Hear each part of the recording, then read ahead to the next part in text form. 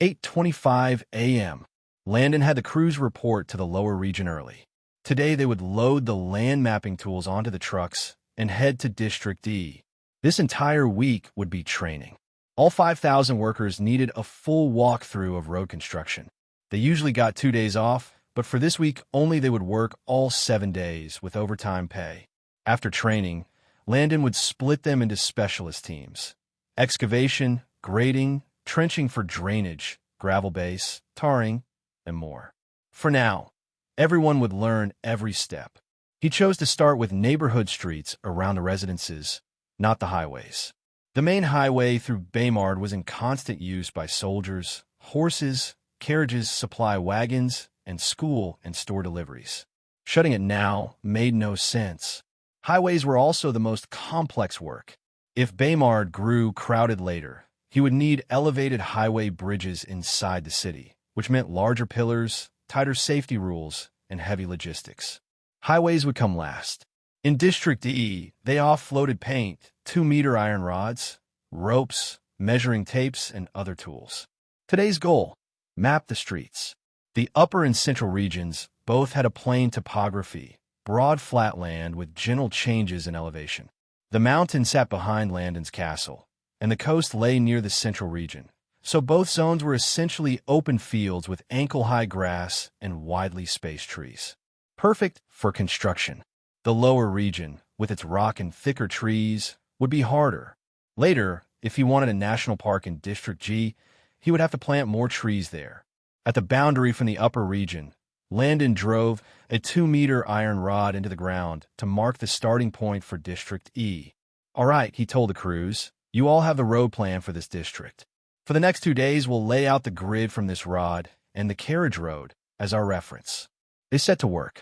His Highness said every 168 meters, we cut a street off the carriage road into the residential grid. One worker said. "Right," another replied.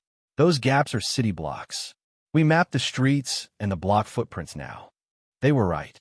Blocks should be neither so long that walking felt unsafe and endless, nor so short that drivers hit a light every few breaths. On Earth, some long blocks frustrated pedestrians. Some very short grids frustrated drivers and were expensive to maintain because more streets mean more upkeep and less taxable building area.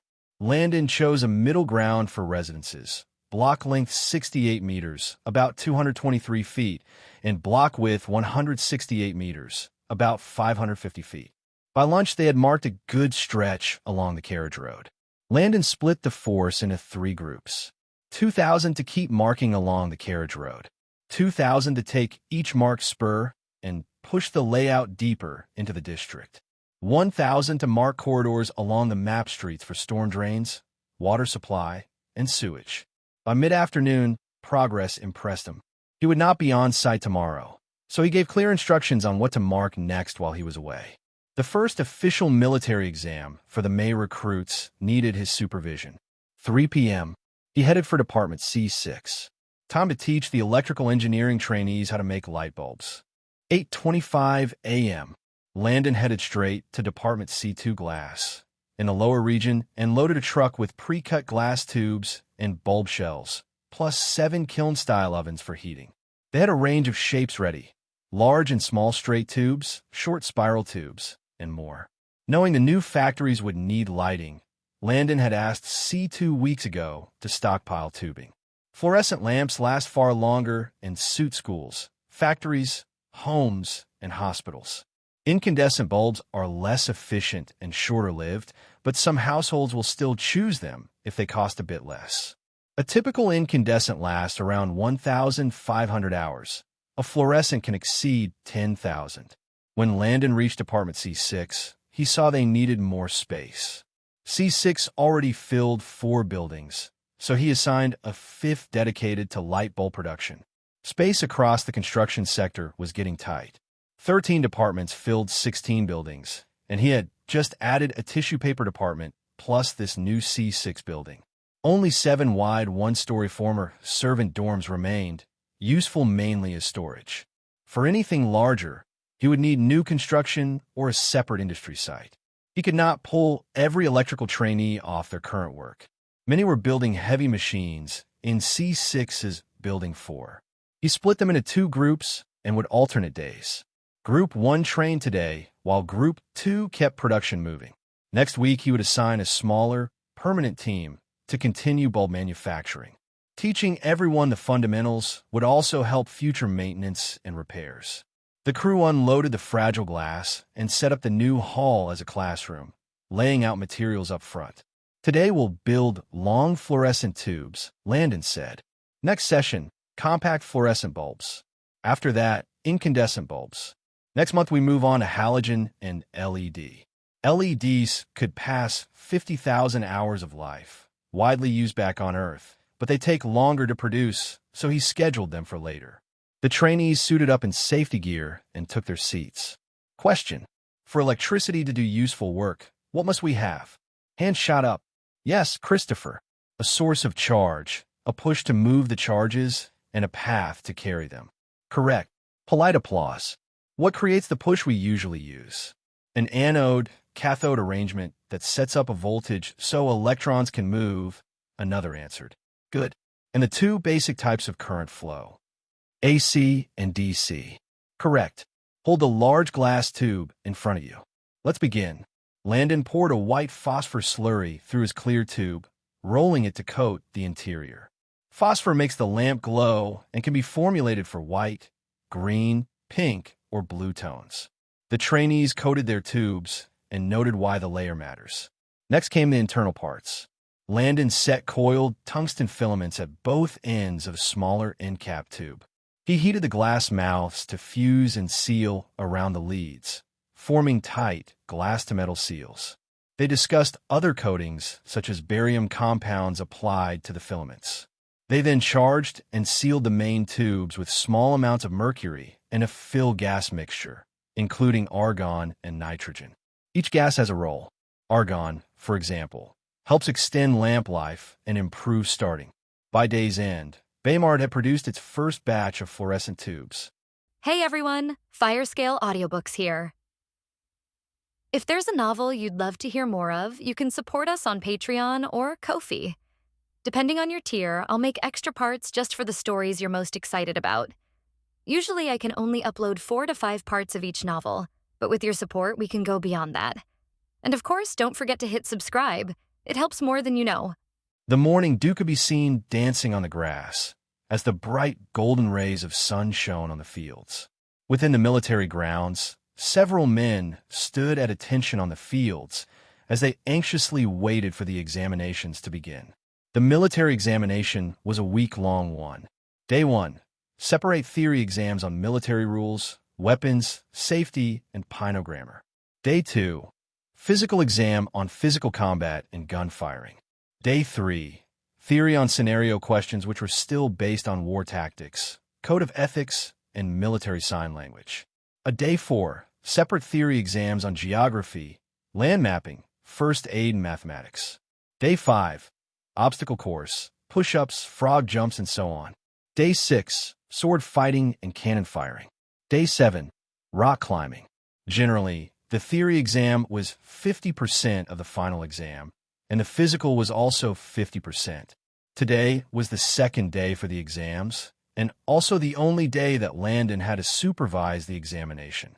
All physical exam marking sheets graded the recruits based on bravery, task completion, perseverance, knowledge, strength, flexibility, and so on. Mustafa was standing nervously on the exam ground with his friends.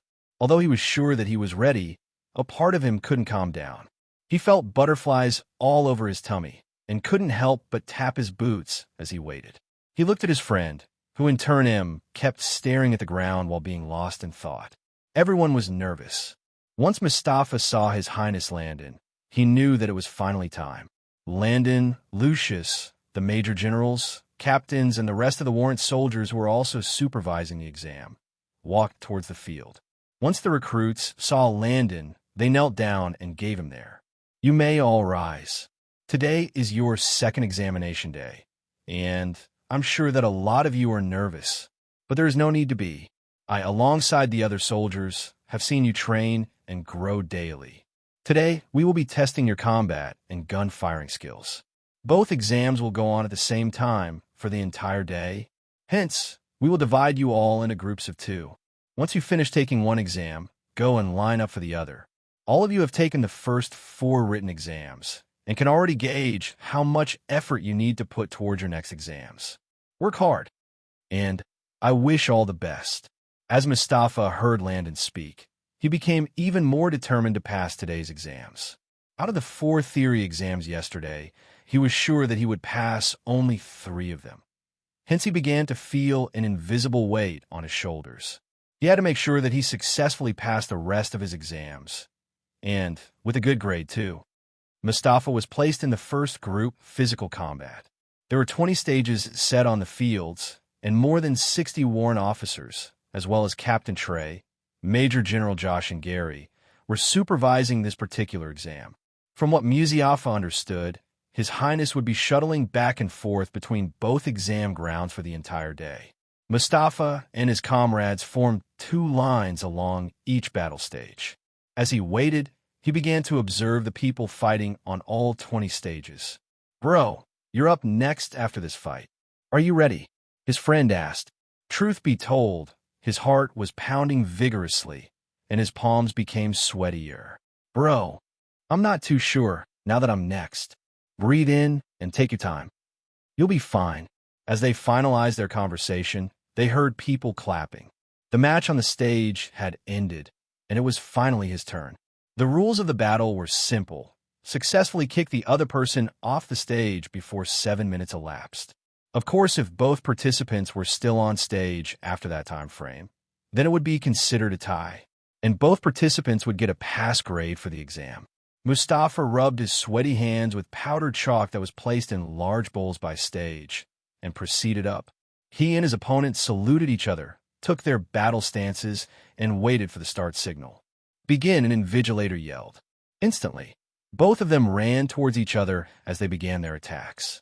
His opponent immediately slid on the floor expectantly and tripped him down. Bang! As he fell, his opponent quickly rolled away, stood up. Feeling the impending crisis, he too got up as well. His opponent then ran and jumped towards him with both legs flying in the air and aimed towards his upper chest region. His opponent was going to do a drop kick on him. To counter the attack, he quickly pushed his opponent's floating legs upwards and circled his left hand around his opponent's waist. He was going to do the backbreaker. He instantly dropped to the floor in a kneeling position and hit his opponent's back against his knees. "Ah!" his opponent cried. The fight went on, and when it was almost 7 minutes straight, he was literally rolled out of the stage by his opponent. He felt like crying. He had really lost. Just a few seconds more, and he would have qualified for a tie with his opponent. Why was he so unlucky? Although he lost, he didn't hold any grudge toward his opponent. He was actually surprised that he had held on that long with a fighting monster like that. His opponent had far superior fighting skills than he did. Hence, losing to him didn't take his dignity away as a soldier. "Hi, I'm George. Honestly, you gave me a hard time up there. I think that we're pretty much even in strength." Mustafa turned around and saw his opponent whom he had lost to. He smiled. He knew that George was just saying all this so as to cheer him up. After all, he had lost. "Nah, I think you have better battle sense and no more fighting moves than I do. Speaking of which, how come your brainbuster move is better than mine?" They chatted as they made their way towards the other examination ground. Mustafa thought that he had failed that particular exam, but what he didn't know was that most of the examiners had given him a good score. After all, completing the task was just one of the criteria. He had executed a lot of moves, as well as fought with all his might. And although his stances for most of the moves needed more work, he had definitely been able to get all the moves at least 60% right. The recruits didn't know how they were graded, so those that lost thought that they had definitely failed this particular exam. It was done this way, so that Landon and the invigilators could see the true colors of the men. Passing was important, but how you passed mattered as well. If there were people who deliberately went overboard with the fights just so they could win, those people would fail the course whether they finished the fight or not. All the moves that the men were taught had their safety zones. When using these moves on comrades, the men were to attack the body zones that wouldn't leave any permanent or serious injury to their opponents. If anyone intentionally broke his/her comrade's spine, neck, or body parts, they would be expelled from the military ASAP. But if it was accidental, then they only get a probation period to reflect on their actions. Everything in the world was dangerous had its safety zones. Working in a chemical lab, hospital, or even driving was dangerous. But if done safely, then there would be nothing to worry about. But if someone intentionally blinded a coworker with chemicals, or gave a wrong drug prescription, or even killed someone while driving, then they had to take accountability for their actions. Even if it was a mistake, they would still be held responsible to some degree. In boxing, karate, or even wrestling, if a person broke another's jaw, spinal cord, or shattered his opponent's ribs, they might be suspended or even banned for life.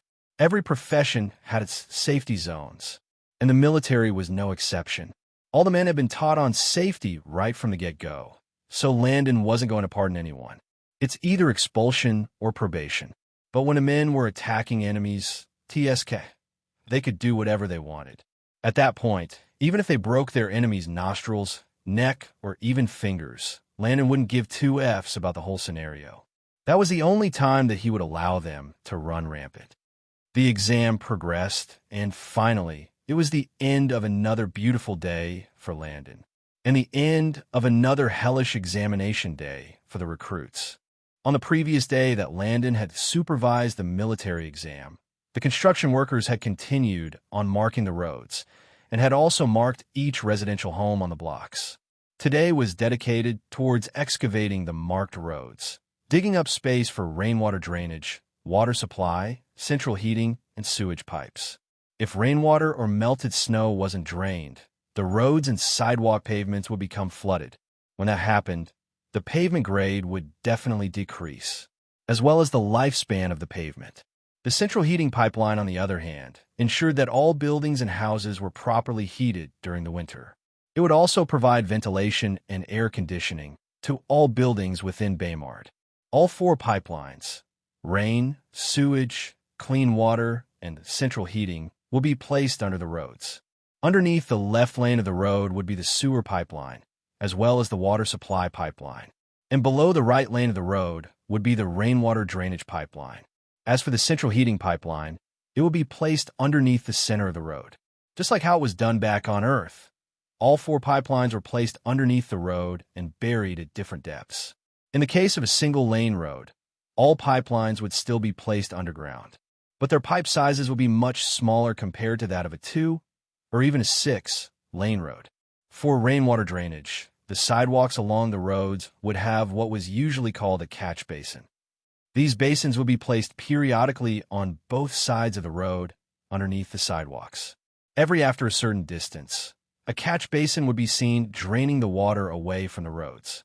Their job was to gather all the water on the sides of the road and pipe it to the main pipeline directly underneath the roads.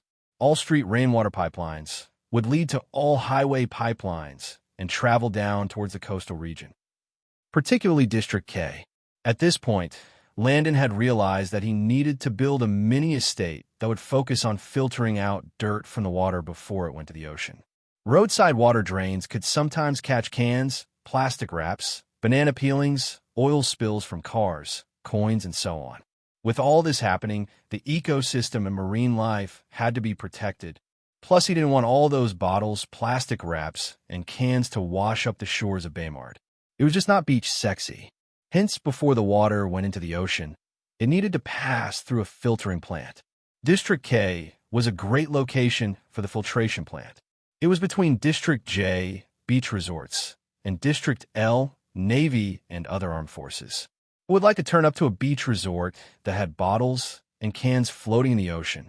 On the other hand, the sewage pipelines would also be directly underneath the left lane of all roads. Sewage was a tricky one. 90% of sewage systems worked with the help of gravity, meaning that the pipes had to slope downwards from their source, sinks, toilets, etc., to the wastewater treatment plant. Luckily for Baymard, the treatment plant was in the lower region. The upper region generally had a high elevation point to the central region. And the central region, in turn, had a slightly higher elevation point than the coastal region.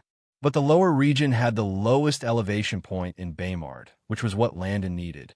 In this way, all the waste would flow downhill with ease. Gravity was needed because wastewater generally had a lot of solids in it, which made pumping a plane in the butt. There was tissue paper, bones from the sink, seeds from fruits that would end up in the pipes, making it very hard to pump. But although pumping was stressful for sewage, it was still very much possible. If there were areas that needed poop to travel over hills, grinded pumps or lift stations would be used to pressurize the poop. The lift stations literally pushed the sewage up the hills to a needed height where they could gravity flow downwards again. So in the ideal situation, pipes from each house would connect to a main sewer pipe underneath the road and flow downhill by gravity. And now that the men had marked out each residential unit around the blocks, they now knew how many residential sewage pipelines would branch out from the main sewage pipeline underneath the road. There would also be manholes placed periodically along the pipes. These manholes would act as access points, should in case a problem arises in the sewer pipeline. For example, if a toddler had a bad habit of frequently flushing down his toys in the toilet, there might be a clog over time with the sewer pipelines. When that happened, the workers would have to use these manholes and unclog the area. And aside from sewers, rainwater pipelines would also have manholes as well. Once Landon and the men arrived at the road site, they immediately got on the heavy machines and began work. When they had their driving classes months ago, they had been thoroughly taught how to install all these piping units, and had also done so when they were constructing the other 3 industrial sites. With months of experience under their belt, they immediately knew what to do when they looked at the piping plan. And for the next 3 days, some people used excavators to dig up the ground, others placed the pipes with the help of drag lines and other heavy machines. Some leveled the ground with bulldozers, while others compacted the ground with compactors, rollers. And since there were not enough machines for 5,000 people, those that weren't driving either jumped down into the trench and guided those who were on the machines placing the pipes, screwed the pipes together, continued marking the land, and so on. At the end of the day, there was a job for everyone on site. On the 6th and 7th day of the week, they completely tarred the roads using the pavers, spreaders, and other heavy machines. Finally, they were done. Well, almost done. Although training week was over, Landon still added 2 more days for teaching. The tar on the road would only take a day at most to dry, so while it was drying, the men did the sidewalks. And once it was finally dried, road-marking heavy machines were used to paint the roads. The white painted lines usually differentiated each lane, bicycle paths, traffic lines, pedestrian crossing lines, and so on. When everything was done, Landon could finally close his lessons on road construction.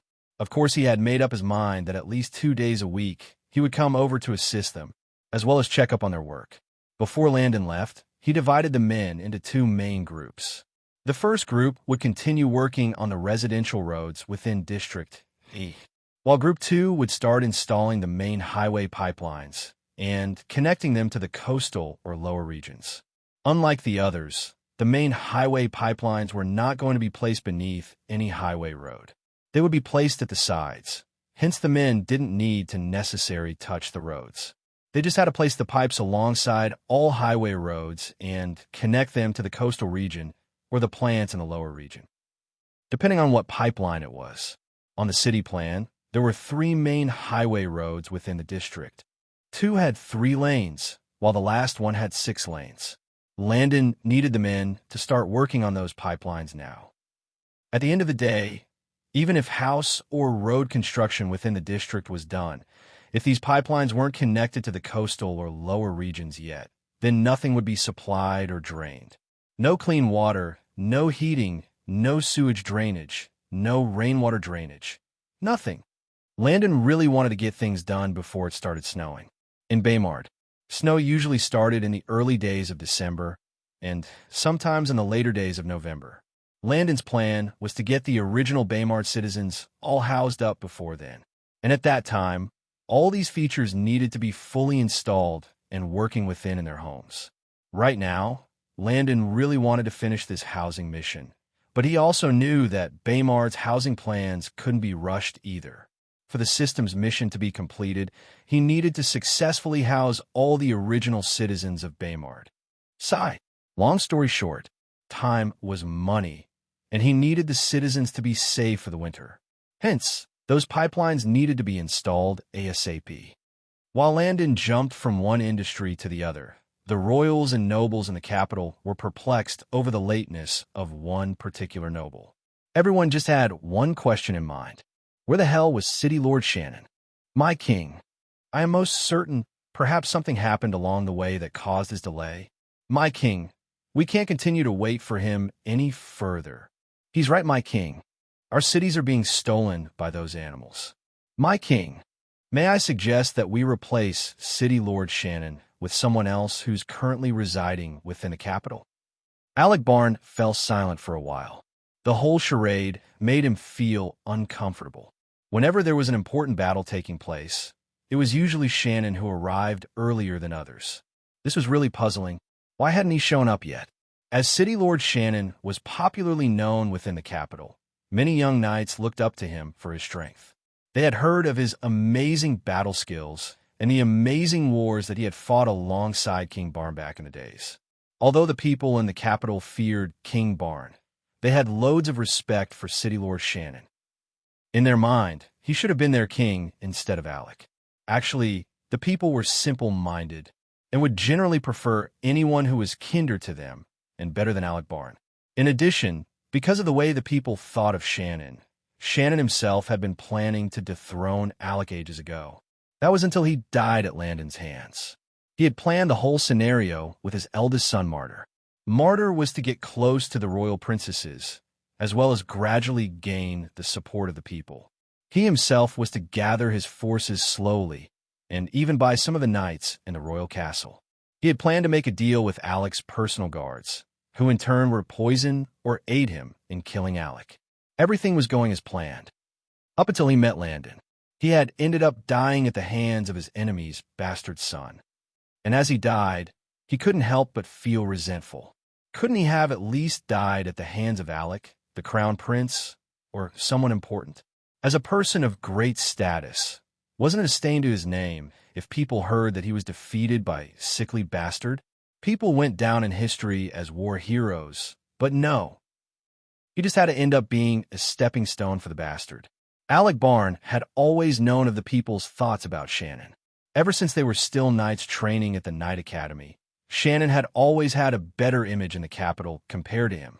Shannon was very charismatic, gentle, and kind to all the ladies and nobles around. The stupid people in the capital actually believed that bullshit acting of his. Alec didn't blame Shannon at all for his acting. Power play was indeed about keeping up appearances. In this day and age, those who acted like White Lotus, heroes, and so on, easily won the hearts of the people. The people were sheep that needed a shepherd to guide them. They only listened and obeyed. And if anyone could convince them, then they could even give up their lives for that particular shepherd. Truly a stupid bunch. Alec himself used to pretend while he was in the academy. But after he killed his family, who would stand in his way again? He had become king and was the lawmaker. Who did he need to keep on airs with? Alec knew that Shannon wasn't as pure as he would like the people in the capital to believe. In the western regions, Shannon was known as Blood Knight. Over there, the people were completely frightened by Shannon. He acted like a bandit and did whatever he wanted whenever he wanted to. He killed sometimes for fun and tortured innocent people when things didn't go his way. This was a man who had reportedly killed 3 of his wives once. He had burned villages down just because he missed the sight of blood or whenever he was enraged. Shannon also had one of the largest harems in the entire empire. He had kidnapped and raped countless women ever since he became city lord. Some of these women were stolen from their husbands and families. The sad part of it all was that some had their husbands and children burnt or buried alive, since Shannon didn't want his new wives to miss their old families. The thought of another man having anything to do with his wives completely irked him. Hence he went after their families, towns, or villages. When Alec was king, he immediately shipped Shannon out to the western regions, which had the worst conditions within the empire. He also stationed several nobles around the western region to monitor Shannon's movements. If Shannon was seen making his way to the capital, secret messengers would be sent to deliver messages to Alec. But after 15 years, nothing had happened. Hence, Alec dropped his guard down. But for some reason over the recent years, he had been getting overly suspicious of Shannon. Shannon would now frequently make trips to the capital and would also do things that garnered support from the peasants. He had decided to use this war as an opportunity to kill Shannon. The other city lords within Shannon's team were supposed to team up and kill him after they had won the border war. But now, Shannon hadn't showed up yet. Did he know of their plans way beforehand? Was he planning a revolt? Alec's mind was racing back and forth. It was indeed the perfect time to revolt. The princes were all leaving, and most of his strongest city lords would join them as well. Did Shannon build up his forces in secret? And if so, how many men did he really have under his command? Although there were still barons and ministers in the capital who had their own armies, how could Alec be sure that they wouldn't stab him in the back as well? None of them really cared for him, and would even be pleased if he actually died. Plus, even with his personal army, he couldn't guarantee his win since he didn't know how many men his enemy had. For the first time in his life, he began to regret his decision of ruling the people with fear. Shannon, oh Shannon, are you really going to bite the hand that fed you? Alec raised his right hand up in the air, and the room became silent. They had been talking and arguing about who would be the new commander for Shannon's team. Since City Lord Shannon isn't here right now, City Lord Campbell will take over his position as commander. Also, Baron Unice within the capital will join the group, so as to even out the members between each group. Alec then turned to two of the guards at his side and issued out a command. Get Shannon's son, Martyr, to see me at once. The day for the first official Master Chef competition had finally come. So far, only 8 cooks had applied to participate in the competition. In preparation for today, Landon had requested for the furniture-making department to make several large wooden bleachers for the citizens to sit on. The competition was taking place on the fields located just beside Landon's castle in the upper region. The area was arranged like how basketball matches were set up back on Earth. The bleachers were positioned around a large empty space, which would be used by the contestants for cooking. As for the judges, their seats were closest to the contestants. One could imagine them being seated where basketball hoops were usually placed on a basketball court. The seats would be raised high up, so as to enable them to see everything in front of them. This was also beneficial for the citizens, as they would also be able to see the judges, as well as their reactions and facial expressions when they ate and judged. Landon also got wooden scoreboards that looked like table tennis rackets and had numbers painted red on each and every one of them. If a judge scored somebody a 5 out of 10, then the judge would simply hold up the racket with the number 5 on it. From there, the person who was in charge of hosting the show would tell the audience the score. Hence, those who were seated far at the back could know the scores as well. Today was Saturday, the children were out of school, and those that weren't working came to watch the show with their kids. The rules of the competition were simple.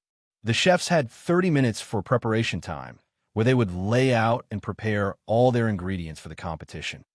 This prep time would be done before the competition officially began.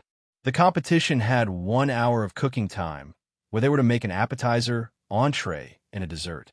Serving the citizens would also be done in 2 hours' time, and each chef's workstation would be given 3 large kiln ovens, 3 working tables, 7 large pots, 5 large frying pans, knives, cooking spoons, wooden chopping boards for large iron cook stands, and 4 large steel griddles.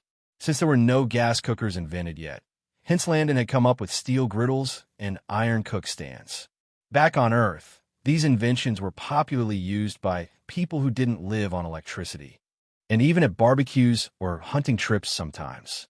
Steel griddles looked like large metal cupboards that had a single chimney pipe at one end of the cupboard. With these griddles, wood would be placed inside the cupboard area and lit. Once the wood started burning, the cupboard doors would be locked, and the smoke inside the cupboard would go out of a 1-meter tall chimney pipe. At the top of the 1-meter chimney pipe was another half-meter pipe that extended sideways. This was done so that if one placed this griddle inside a home, his sideways pipe could extend outside a window and send the smoke within the cupboard space outside the home. And as the wood burned within the steel cupboard, the upper outer surface of the cupboard would heat up gradually. This surface would basically be used as a frying pan. Eggs could be fried on the hot surface. Even about 20 meat buns for burgers could be placed and cooked on the top surface. Since the material used is stainless steel, the food would not carry any metallic tastes. And just so people didn't accidentally burn their bodies, Landon had made the upper part of the cupboard to be very large when compared to the lower part that had the firewood placed in it. If one really wanted to imagine it, Landon would best describe the situation as that of a fancy glass table that had one leg at its center. The rectangular or circular tabletop would be used as a cooking surface, while the only table leg at the center would be used as the compartment for burning firewood. The chimney part could be visualized as a 1-meter stick being placed at the side of the tabletop. With this setup, the large tabletop would definitely give the chefs some distance between the firewood chamber and themselves. Again, these griddles could only be used for frying and needed no frying pan for cooking. As for the iron cook stands, although they were very similar to the griddles in appearance, their upper surfaces had several holes on them. These holes ensured that the cooking pots had direct contact with the fire within the chamber below.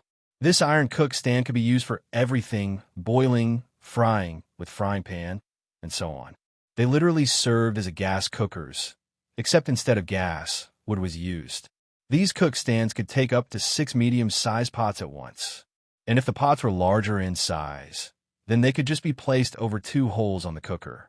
Within Baymard, both of these inventions were already widely used as they were better than what the people were used to. With these inventions, the people could now cook without constant exposure to fire. Previously, they made all their meals outside or under a grass hut that didn't have any walls. And even when they cooked indoors, the rooms would be full of smoke, and there was always constant fear of their homes being burnt down from the open indoor fires. But now, they could cook inside their homes without the fear of the fire spreading around. The cupboard idea was really genius to them, as the long and bent chimney pipe at the top literally took the smoke out their windows. It really changed cooking for them. For the competition, once the contestants were done cooking, they would be judged and later scored. For the first part of the competition, the judges would score them based on several factors. These scores only make 60% of their total marks. The other 40% would come from the audience. After the judges gave out their reviews, the citizens would come down from the bleachers and taste of all the dishes. At that time, 20 sous chefs would assist each candidate in serving the citizens. Sous chefs were basically second-in-command chefs who were to listen and follow the instructions of each contestant, so as make numerous dishes for the audience. For the second part of the competition, these sous chefs would follow strict rules when working under the contestants. They were not supposed to convince the audience to eat the food or show favoritism towards anybody. They just had to assist the contestants make several dishes for the audience. At the end, the chef with the most dirty or used plastic plates would have the highest score. The plastic plates for each chef will be distinguished by color: red, green, yellow, and so on. So if there were more dirty green dishes at the end, then the contestant who had served his meals on those dishes would win. The citizens had gathered, the chefs were ready, the judges were seated, and it was time to get the show on the road.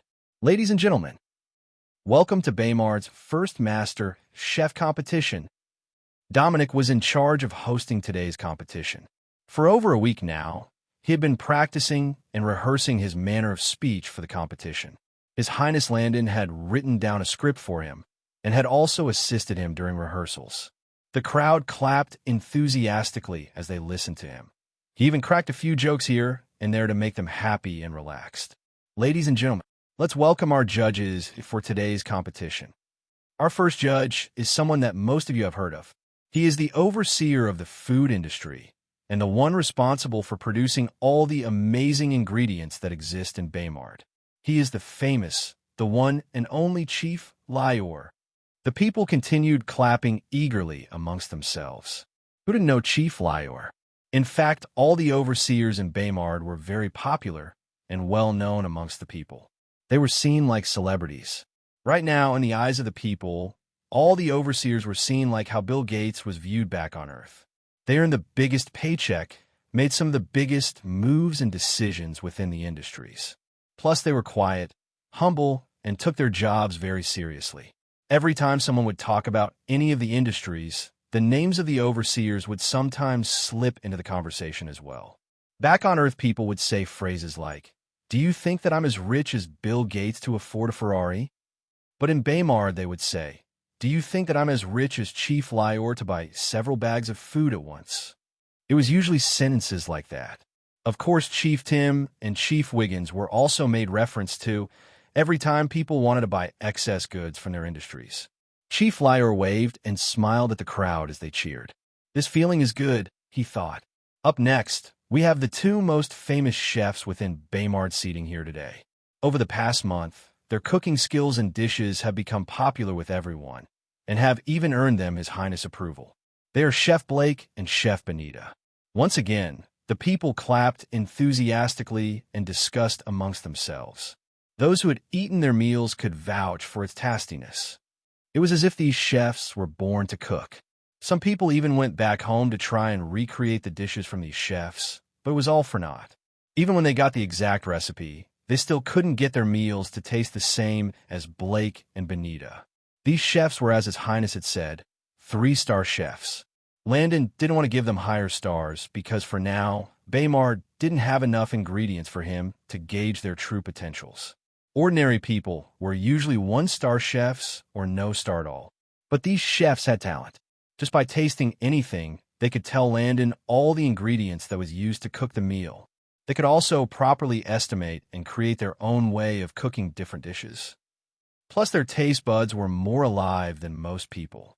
As these chefs waved, the people cheered for them as well.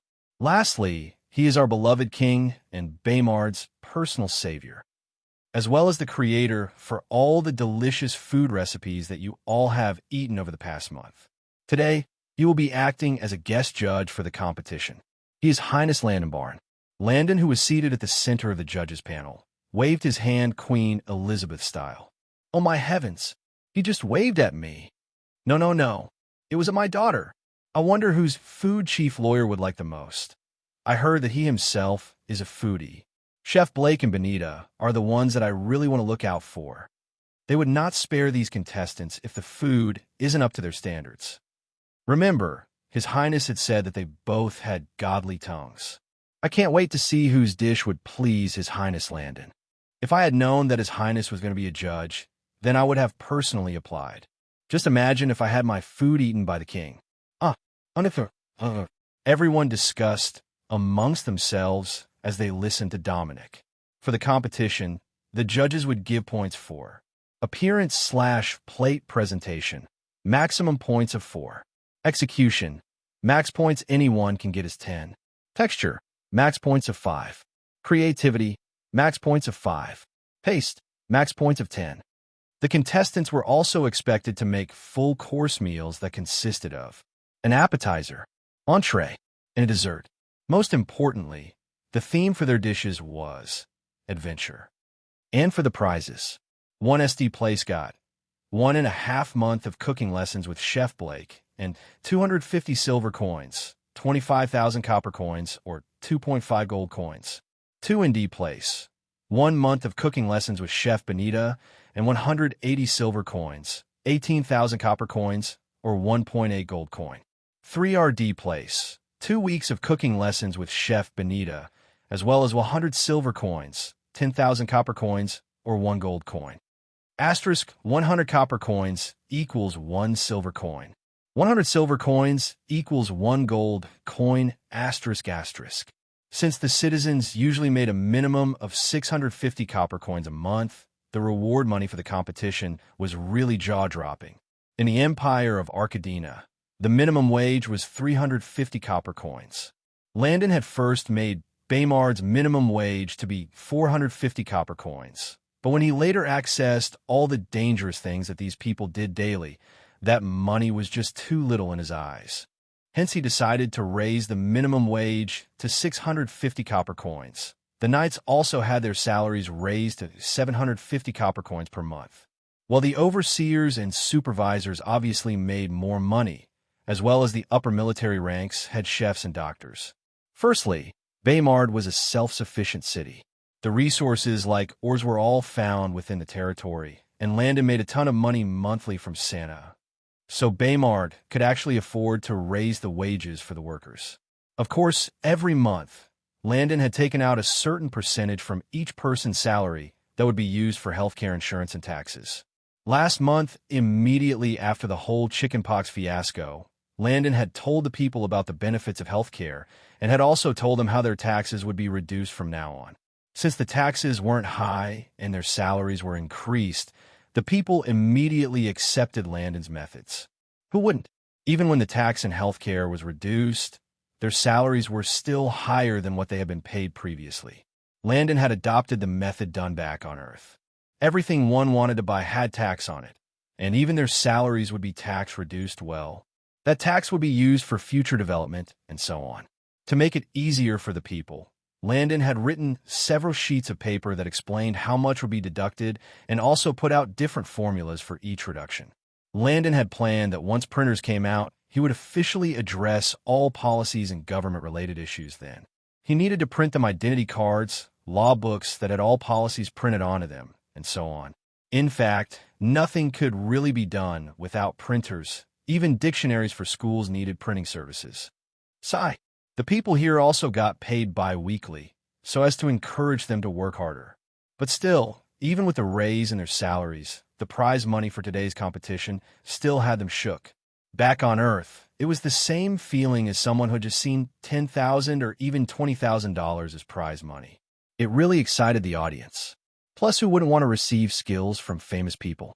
Those who were on their journey to being chefs really wanted to punch themselves in the face. Why hadn't they applied for the competition previously? This was a chance to learn Chef Benita and Chef Blake's godly cooking arts. Yet they had just let such a golden opportunity slip by. They had invisible tears in their eyes as they looked towards the stage. Once the judges and contestants had been introduced, Landon had a short, brief speech, and the competition resumed. Cooking time. The competition had already begun, and everyone tensed up as they watched the contestants hurriedly cook. As time passed by, the audience continued to discuss and observe the competitors. Heavens, look at those knife-cutting skills. Senior Vigera is amazing. Just looking at Senior Winston cook makes me hungry. What kind of smell is this? Why is it so fragrant? Looking at them cook has made me realize how far back my cooking skills are. Look, she's already placing her dessert in the kiln. Senior Yorick is extremely fast, and well, just look at the way he's beating the eggs. Dominic saw the signal from Landon and knew that it was finally time to stop the contestants. Time for the judges to give their reviews. Up first was contestant Milton.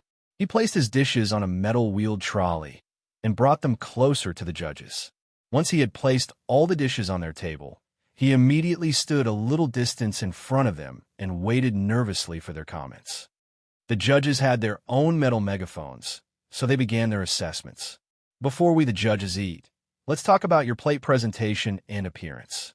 The theme of the meal was adventure, and your dish screams hunting in the forest. Am I correct? Chef Benita asked. The place was dead silent.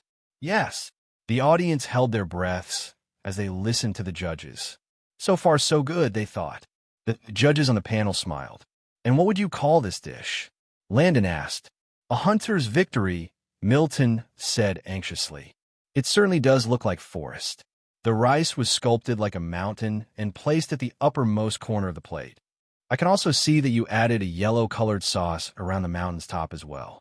Landon said, around your mountain of rice, you mixed that same sauce with your meat and placed at the doorstep of the mountain. I'm guessing that this signifies the ground itself. Chief Liar commented, your leafy vegetables were then placed between each meat stack, creating the illusion of trees. Chef Blake said, and finally, you rolled your brown fried eggs, cut them into several pieces, and stationed them at different points on your plate, which made them seem like large rocks or logs that would placed around the forest. Chef Benita added as she used her fork to poke the eggs. And for your dessert, I see that you also neatly placed star-shaped cakes on a different plate, which probably signifies the stars at night. So your adventure happens at night time. Interesting. Landon said. And finally, for your appetizer, I'm guessing the fish sticks in the sauce signified a water body and life somewhere in your forest, Chief Liar concluded. Everyone in the audience couldn't help but give 2 thumbs up to Milton. He had done so much preparation and showed off his skills as a chef. He was telling his own adventure story through his cooking. Now, it was time for the judges to eat the meal. As the judges ate, they all had different looks on their faces. The audience couldn't help themselves from guessing what the final outcome would be. Do you think Chef Blake is impressed? Look, Chef Benita is still continuing to eat the fish sticks.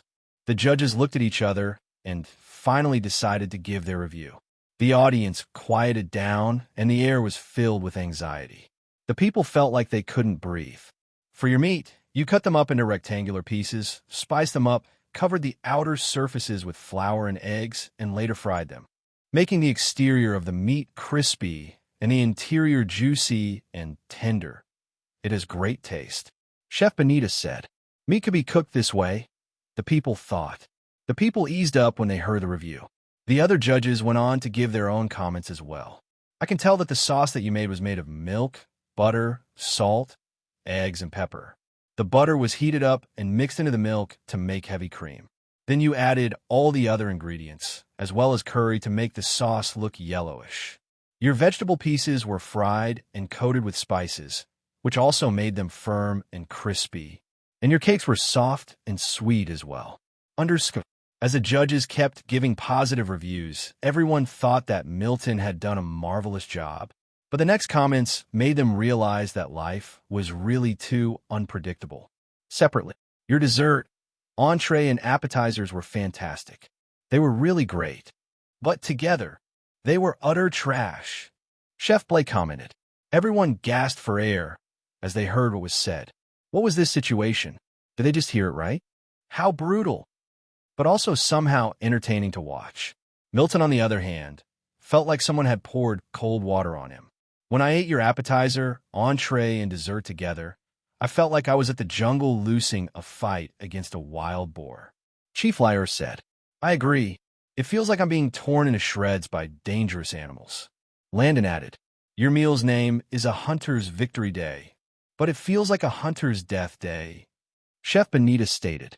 The other contestants couldn't help but sweat as they looked at their own dishes in front of them. They had completely lost their confidence as they listened to the judges. Was it possible for them to have a do-over? The peppery taste on your food clashes with your overly sweet cakes. The combination is just awful. Also, the milk you had us drink as a beverage didn't enhance the taste of your dish at all. Instead, drastically destroyed it. After the judges had pinpointed all his errors, they ended their remarks with encouragement. But I must say, you've got what it takes to be a master chef. All you need is more time, experience, and practice. Never give up.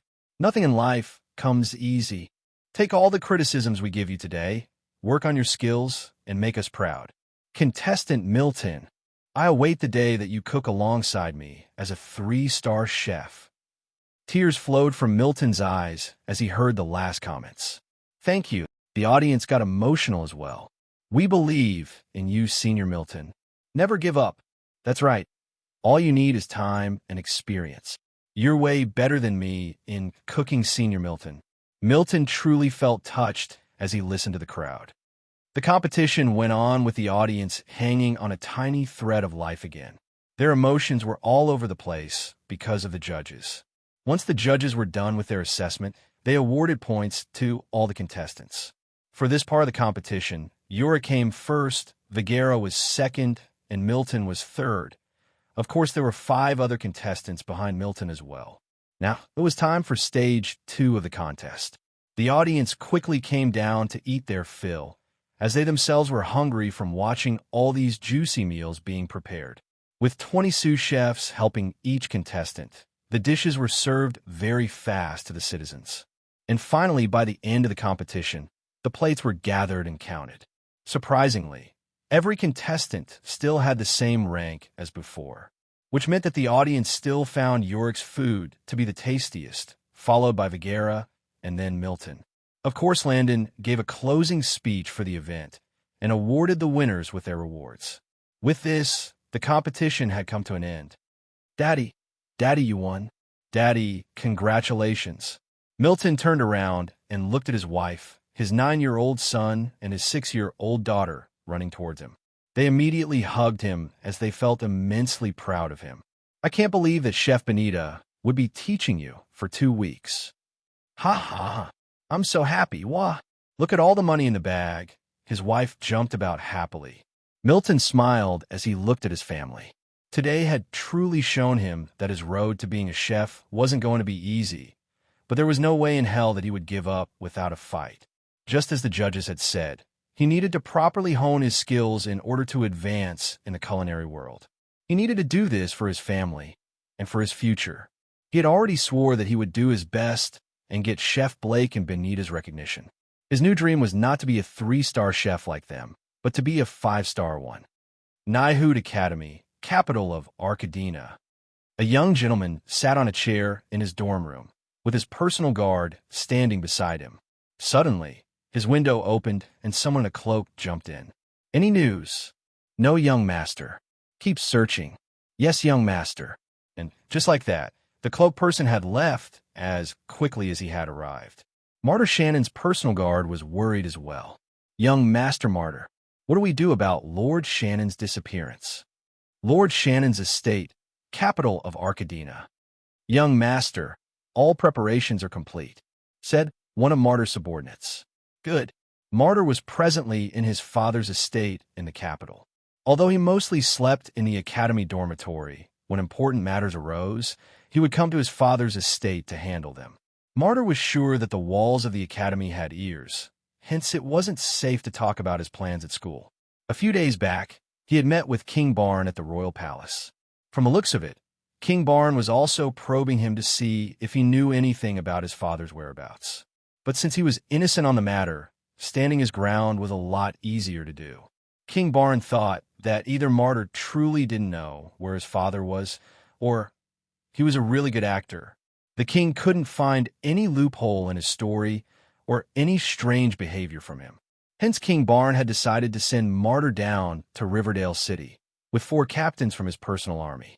The knight captains were to stay in Riverdale for 2 months before returning back to the capital. If they didn't return, then King Barn would assume and prepare for a full-scale war against Shannon. The feeling of having an enemy who might be secretly planning an attack had really made him feel on edge lately. Hence, he decided Martyr was to leave at the end of August for Riverdale, along with his captains, or should he say spies. Martyr, on the other hand, was really concerned about his father's whereabouts. He knew more than anyone else that his father didn't plan any sudden attacks yet. Plus, his father had written him a letter a while ago, stating that he would be coming to the capital. Martyr also knew that if there was really something big happening, his father would definitely not write it down on paper, for fear that someone might intercept the letter. If Martyr wasn't in the capital, then his father would definitely send letters of that nature to him. But since he was in King Barn's region, anything could happen. It was better to be safe than sorry. But what was so big that his father didn't even show for his mission in the capital? Martyr was at his wits' end with the matter. Although people in the West called his father a tyrant and a villain, he truthfully loved the old man. He believed that was how a future king should live. Ever since he was little, he had been doing the same things that his father did. When his father went to torture, burn, or capture people, he was there as well. He had his first taste of a woman, or should he say a girl at age 11. He had chained her hands and legs to his bed and kept her in his room every time he made love to her. After the session, she would be taken to the slave chambers or healers for treatment. Too bad that just after 9 love-making sessions, the 8-year-old died on his bed. He didn't feel any emotions or remorse toward her. He tossed her body down his bed and took another girl from the dungeons. Those children were captured by his father and only knew poverty. So shouldn't they be happy that he had at least given them the opportunity to grace his bed? Who was he? He was Martyr Shannon, future prince of Arcadina. He was the 3rd and favorite son of his old man. When he was 12, he had heard that King Barn had killed his older brothers while they were sent to war some time back. At the time City Lord Shannon was 15, he became City Lord. And since then, he had been raping women here and there. Hence, before Martyr was born, Shannon already had 2 sons and 7 daughters. Shannon didn't care for his daughters, so he married them off to wealthy nobles in the capital. How they would be treated didn't matter to him. What good could come out of women? When Shannon had Martyr, he realized that he didn't want any more children. So he started giving all the women in his harem drugs that would damage their wombs permanently. With the death of his first 2 sons, Shannon realized that he needed to teach Martyr everything about power struggles so that he didn't end up like his brothers. Hence, from the age of 5, Martyr began his lessons with Shannon. They planned and strategized on how to make the villain, King Barn, pay for killing their blood. Because of their closeness, Martyr held his father in high regard and knew every step that his father took. That was why his father's disappearance was strange to him. He personally didn't believe that King Barn was innocent on the matter. Was King Barn really sending people with him to Riverdale just to check the situation? What if King Barn had already hired mercenaries to deal with his father and then pretended like he wasn't aware of his father's disappearance? Or was it City Lord Kane of Hawk City that attacked his father? City Lord Kane and his father had been at a power struggle within the Western Territories for years now. His father's army was large in number, so he knew that the enemy would either be a noble with a powerful backer or King Barn. There were so many reasons why King Alec Barn looked suspicious in his eyes. If he left the capital, wouldn't it be easier for King Barn to kill him? Or maybe King Barn just wanted to lure him into a false sense of security before making his move. Either way, he didn't trust City Lord Kane. And he sure as hell didn't trust that snake, King Barn. That was why he began to make preparations for the journey to Riverdale City. Whatever the enemy's plans were, Martyr was sure that he would be fully prepared. He was just praying that the uneasiness he felt towards his father's whereabouts was all for naught. Otherwise, he didn't even want to imagine what he would do to the poor soul who dared to touch his father. While Martyr was busy making preparations, royal families all over the Pino continent were becoming more and more unstable due to the whirl of change that took place in June. King McLean looked at his daughters whom for the first time ever had requested for an audience with him. In fact, at this point, they were demanding for an audience with him. Ever since the news that Corona had gotten themselves a female ruler spread throughout the empire, all the women had become crazy overnight. They now demanded equal pay as men and also wanted to get similar jobs to that of men. They had also formed cliques around each of King McLean's daughters and demanded for women to choose when to pleasure their husbands. It had even gotten to the point where it couldn't be ignored anymore. These women requested to participate in court meetings and also requested that men should do some household chores daily. Of course, the men were strongly against the idea. They had been firmly rejecting it, and even said that they would never go to war with a woman by their sides.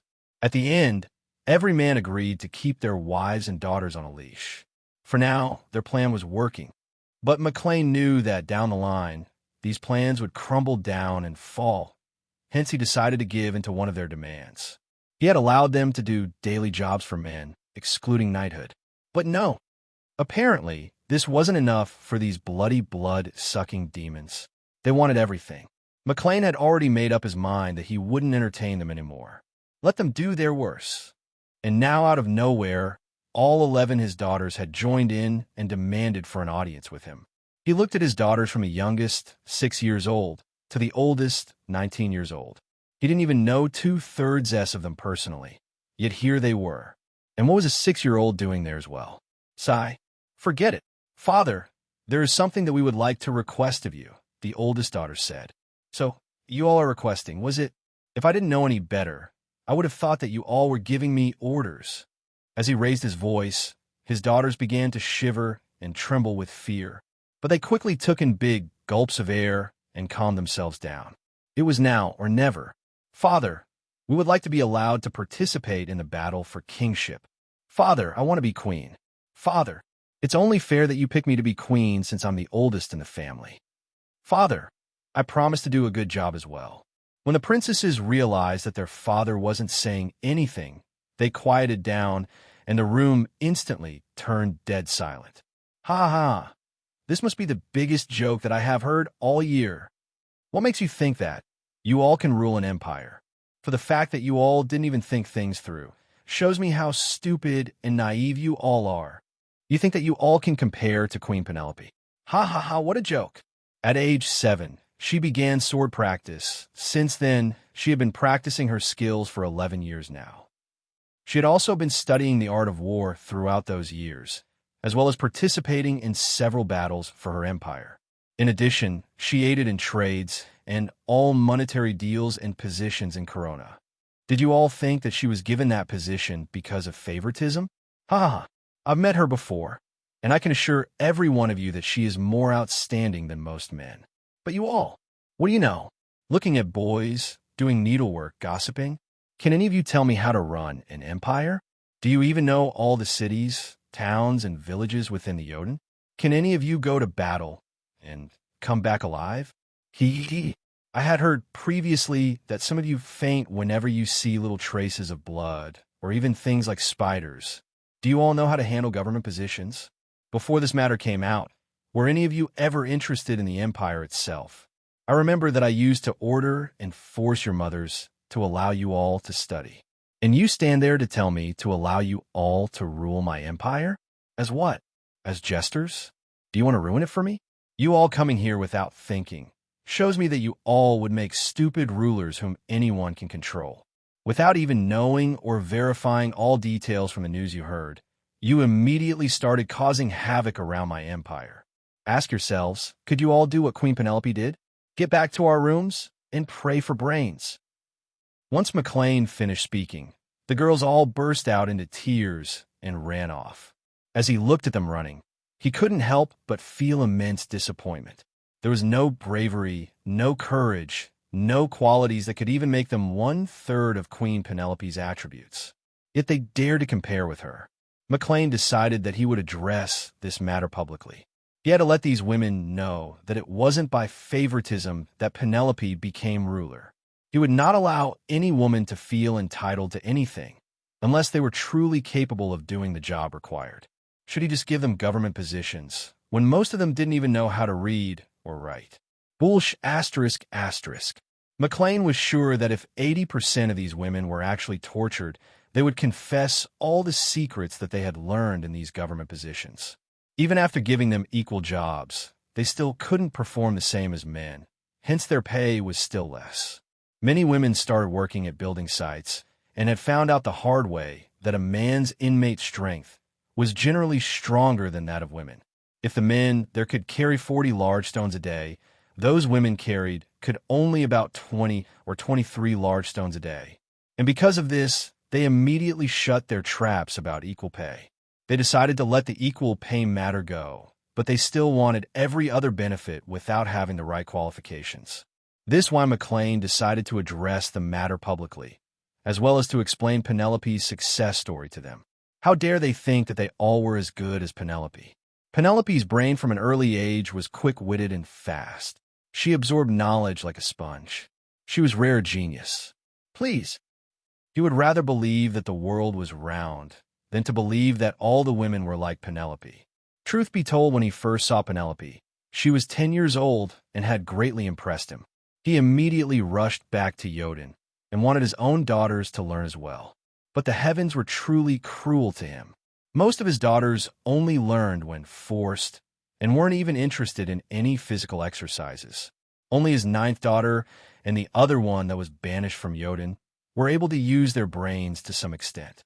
And although he didn't spend time with his daughters, his personal guards and knights had been reporting their every move to him. In his opinion, they were just too disappointing to look at. King Carmelo, that old dog, was really too damn lucky to have such a daughter. Other people were having daughters like Penelope, and here he was with 11 daughters that all had coconut brains. He was sure that the fault lay in their mothers. There was no way that he would agree that his seed could produce such fools. Otherwise, how come his sons were brilliant, but his daughters were fools? The fault clearly didn't belong to him. His wives and concubines must have done or eaten something during their pregnancy.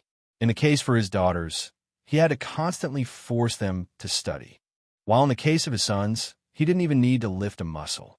And out of nowhere, his daughters now wanted to rule his empire with those fish brains of theirs.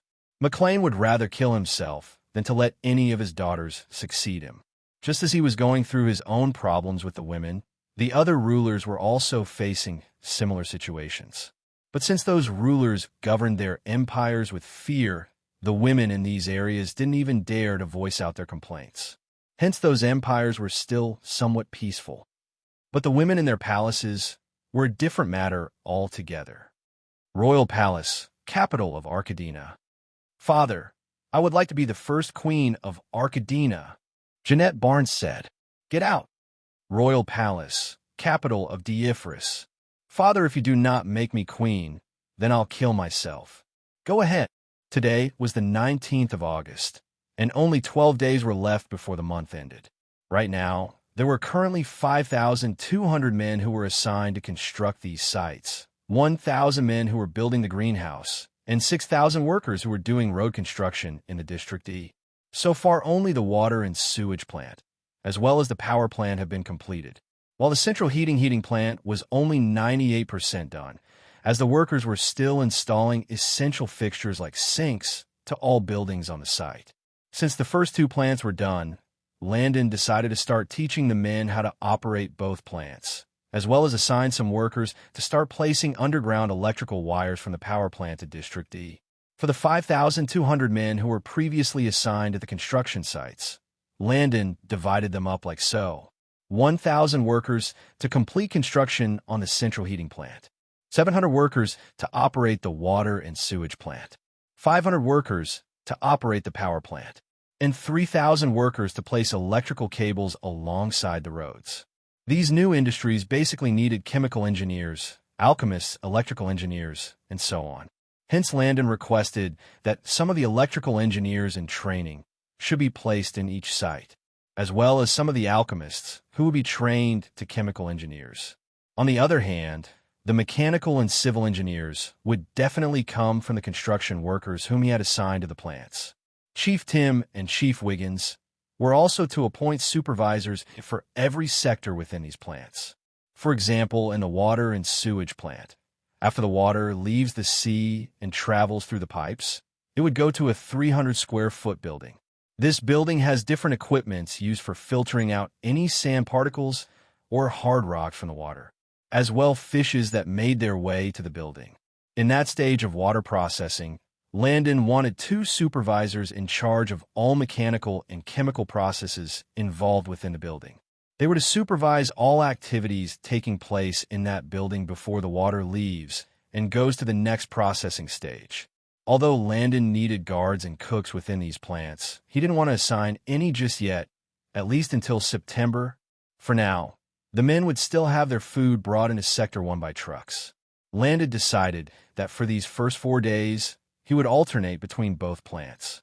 Today, he would only be teaching the workers in the power plant how to operate the plant, and the next day, he would do the same for those assigned to the water and sewage treatment plant. Landon decided to use this 4 days to give them an intense theoretical lecture on both plants. And for the remaining 8 days, all the workers from both plants would officially start their training. Within this 8-day period, Landon had decided that he would spend his mornings in the power plant, and for the afternoons, he would spend it within the water and sewage treatment plant. Early in the morning, the selected workers jumped into the trucks and headed out to their new work sites. Today was their first theory class in the plant. Once the workers who had never been to the construction site before stepped onto the first sector, they were utterly shocked. They felt like they had just stepped into another world. At the front of the sector was a large cemented block that had different words carved on it. The words read, Baymard Power Plant. The block was standing on another platform that was surrounded by a massive pond, and around the pond was a small field of grass.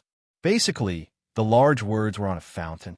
The beautiful, smooth, and black roads made the fountain look like a roundabout with several roads going towards different locations within the first sector.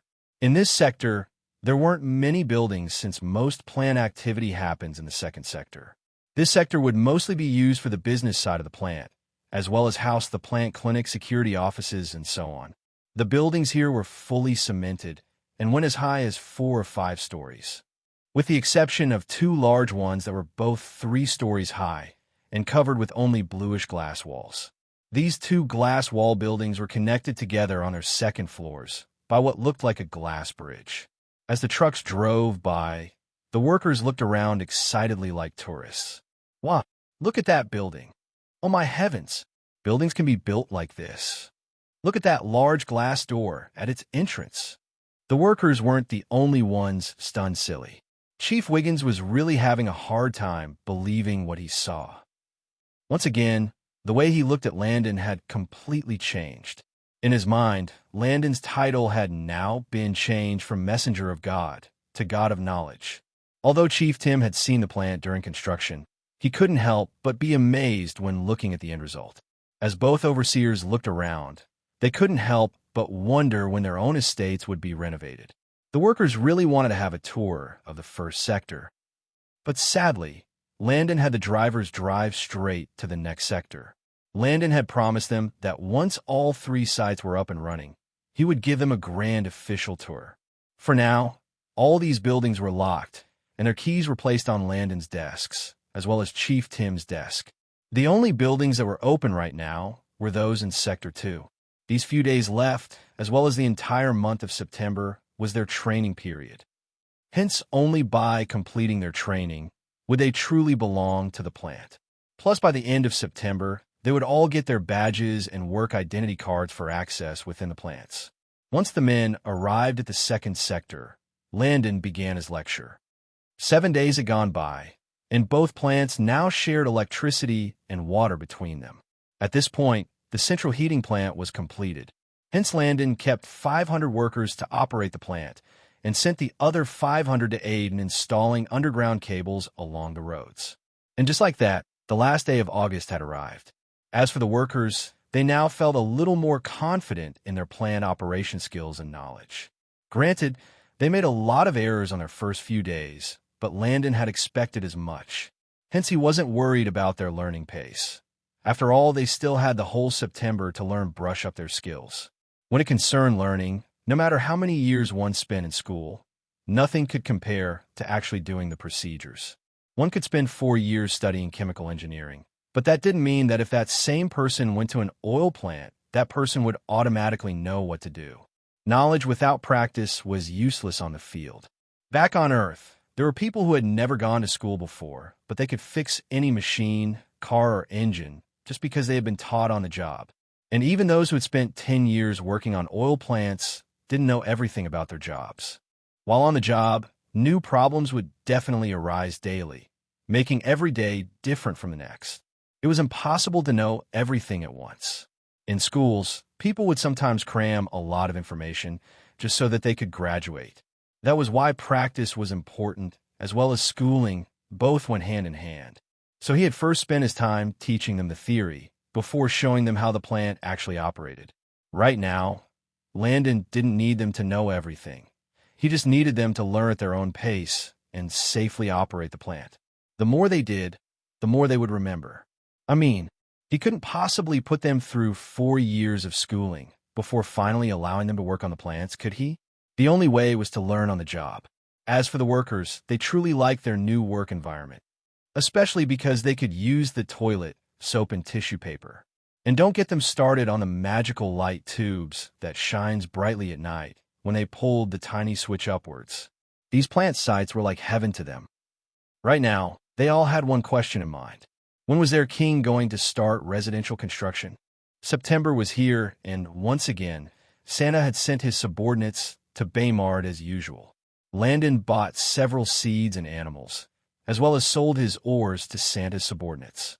After he had sorted out the children, new military recruits, caretakers, and the elderly, Landon was left with 5,970 new workers, 100 hospital recruits, and 23 people who had professions prior to being slaves or refugees.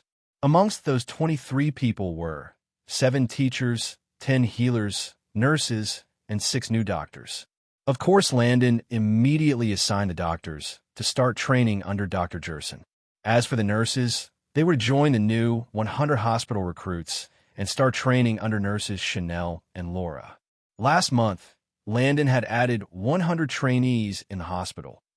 And this month, he had also added another 100 as well. The hospitals ran for 24 hours every day of the week, so more people were needed for different shifts. As for the teachers, Landon would use this September to train them. Although this was the last semester before the long holiday, Landon hoped that by October, these new teachers would begin teaching. It would be wise for them to use the remaining half of the semester as part of their training. Hence, Landon decided to let them teach courses like Pino 1 and Math 1. This month, there were a lot of things that Baymar needed. Firstly, Landon wanted to start making printing presses. He chose to make lithography steam engine rotatory printing presses. These steam engine printing presses were deemed the fastest that could work without electricity throughout ancient times. These ones could print both sides of a page in a single operation, and incredible speed as well.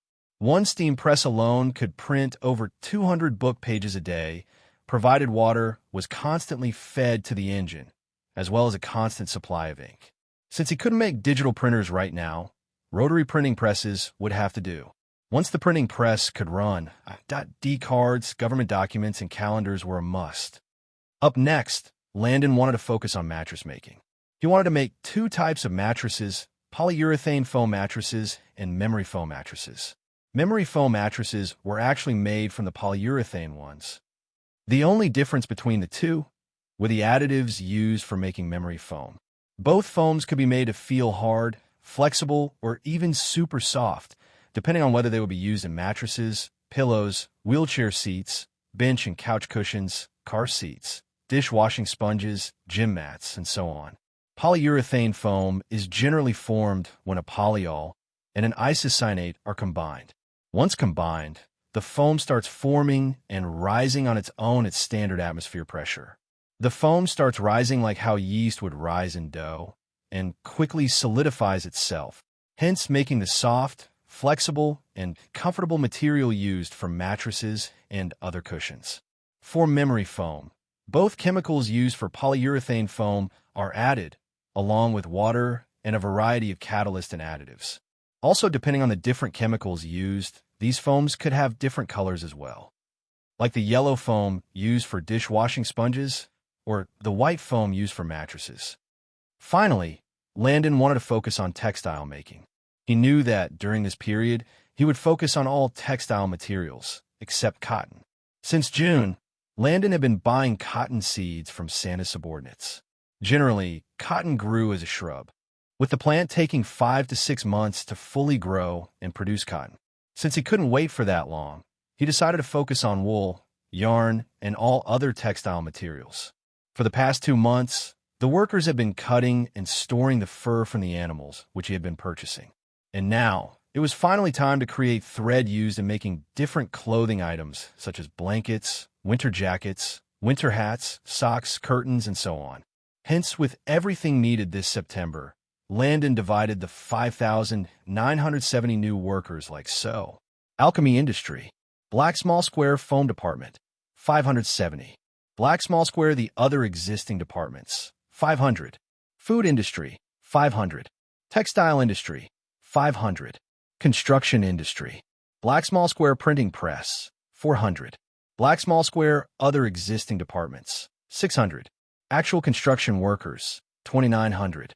Since there were no available buildings within the construction industry, Landon decided to have the paper making department share their 4-story building with the printing press.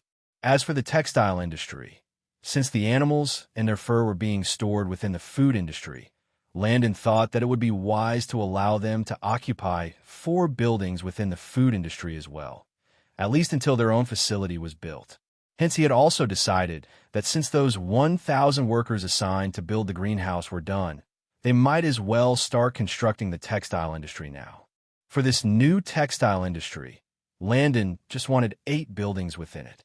And while construction is underway, those assigned towards textile making would do their jobs within the food industry. In this era, the people already knew how to spin and form textile thread for clothing. The difference was that all their clothing was handmade. So for this first week of September, Landon wanted those assigned to the textile industry to start making thread from all animal fur previously collected and stored. And while they were focusing on that, Department C6 of the construction industry was to make mechanical wheeler sewing machines and spinning wheels. Instead of using electricity, these machines used several pulley mechanisms and leg paddles to spin the threads and sew fabrics. With these machines, the workers would be more efficient when compared to hand sewing and stitching. And once the first week of September was over, Landon would then divide the workers into two groups. One group would focus on making thread, while the other would be focused on fabric making.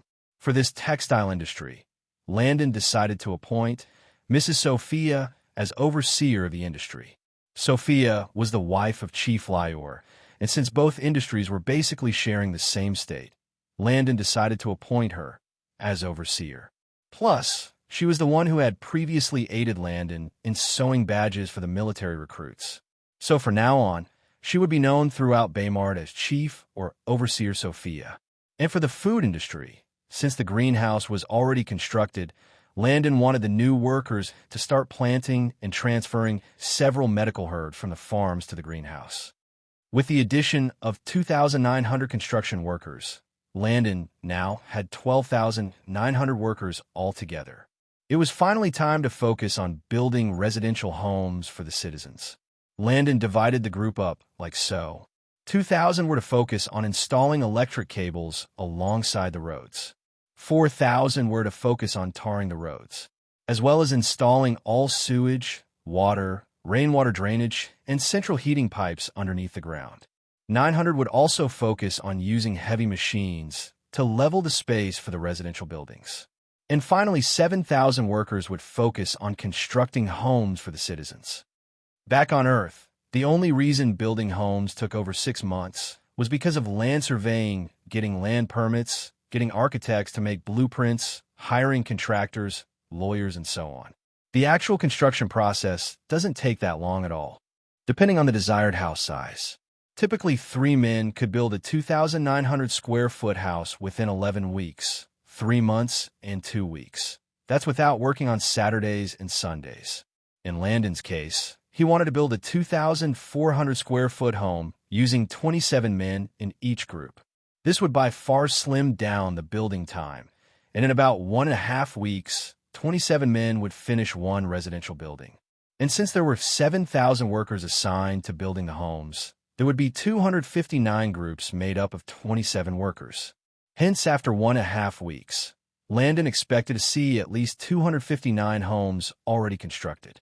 Landon wanted them to do what they had previously done when they constructed all 3 industries at once. Once the workers had to wait for cement to harden during the foundation, floor, and wall stages, Landon expected them to start construction for other residential homes. So in that way, by the end of the 1.5 week time frame, each team would actually complete or at least start 2 or more homes at once. Of course, Landon had made up his mind to also assist all these industries within this month, especially the textile industry.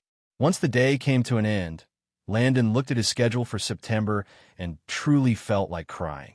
He was busy as hell. He had to supervise another military exam for the recruits that came during the month of June.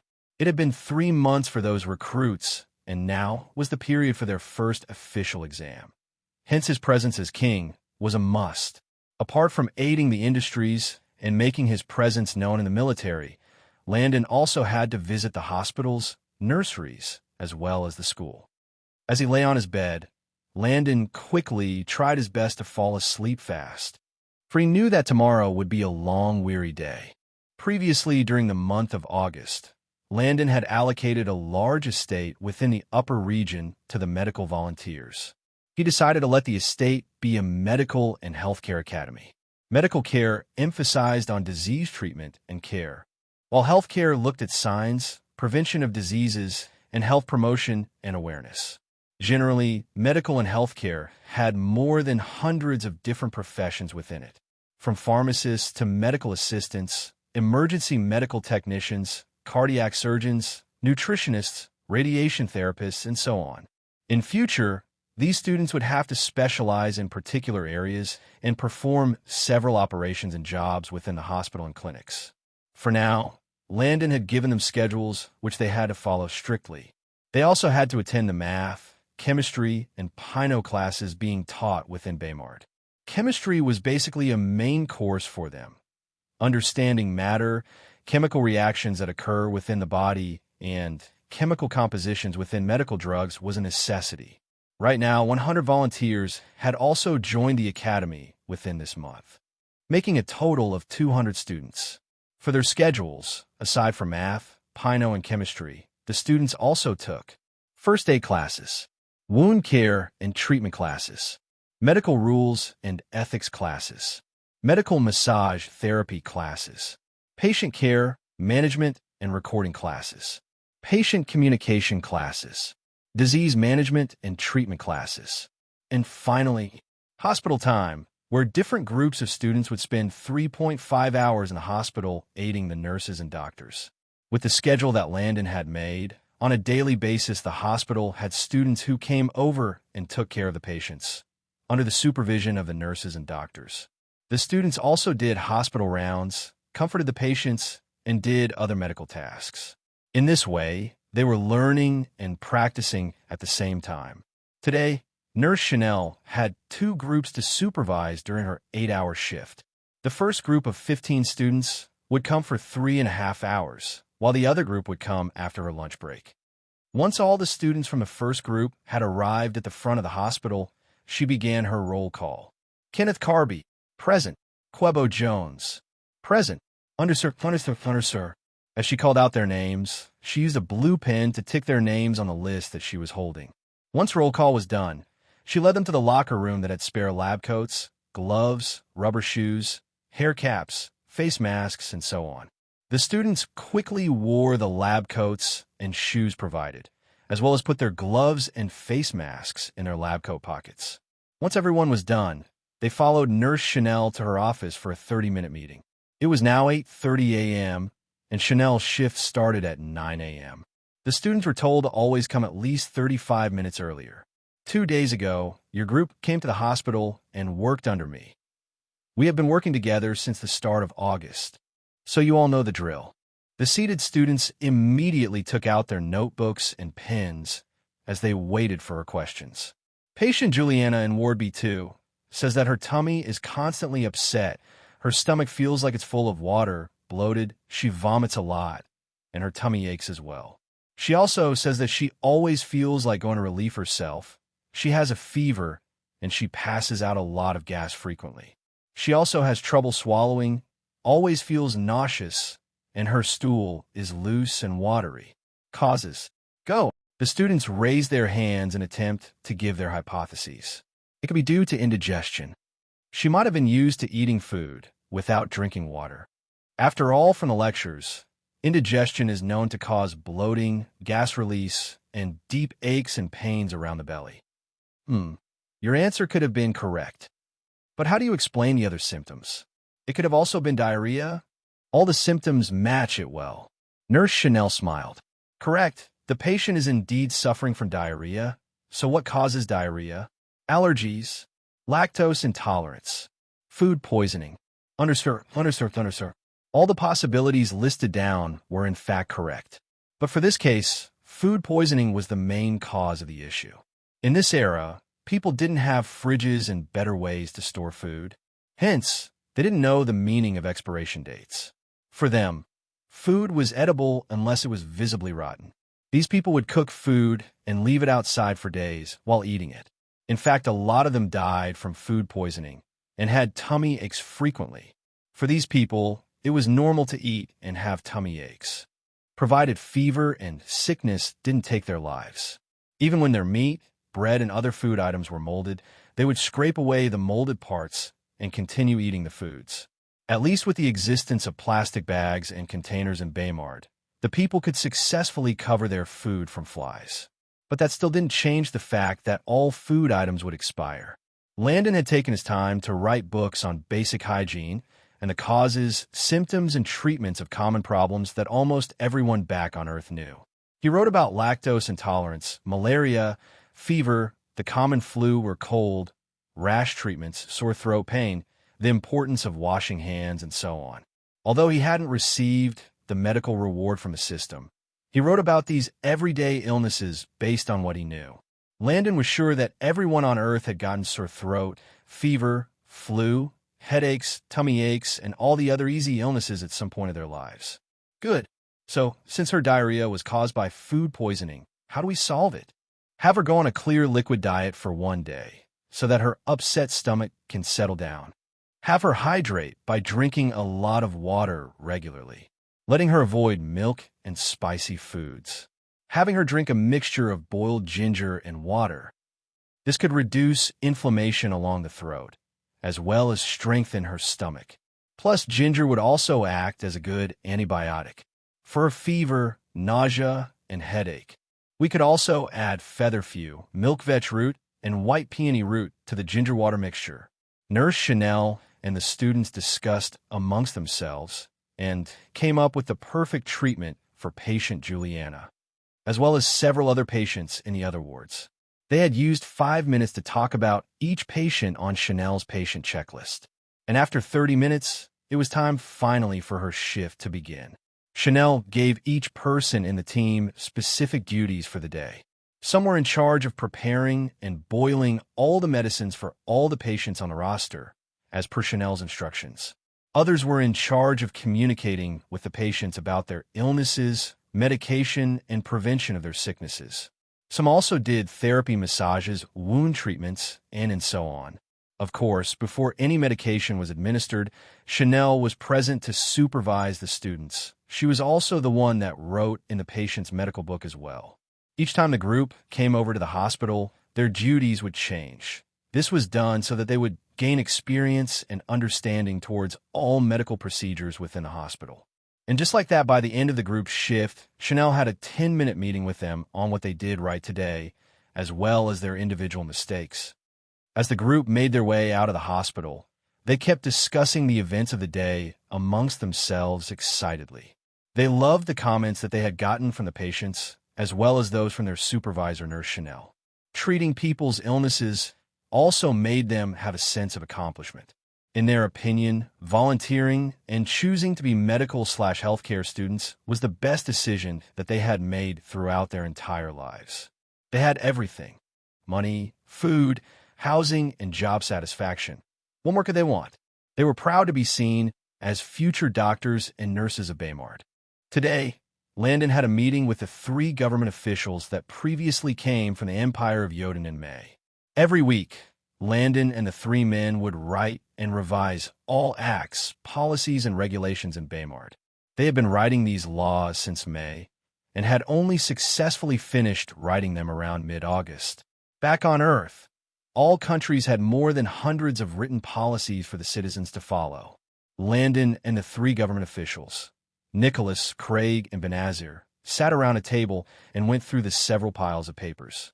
All the documents were categorized alphabetically from A to Z and were also arranged according to their sectors.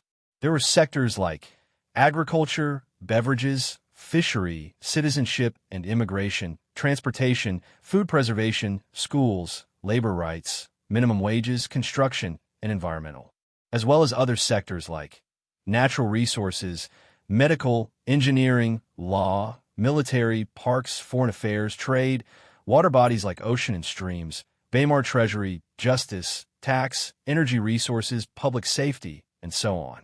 In general, there were over 50 different sectors which had their own individual acts, policies, and regulations.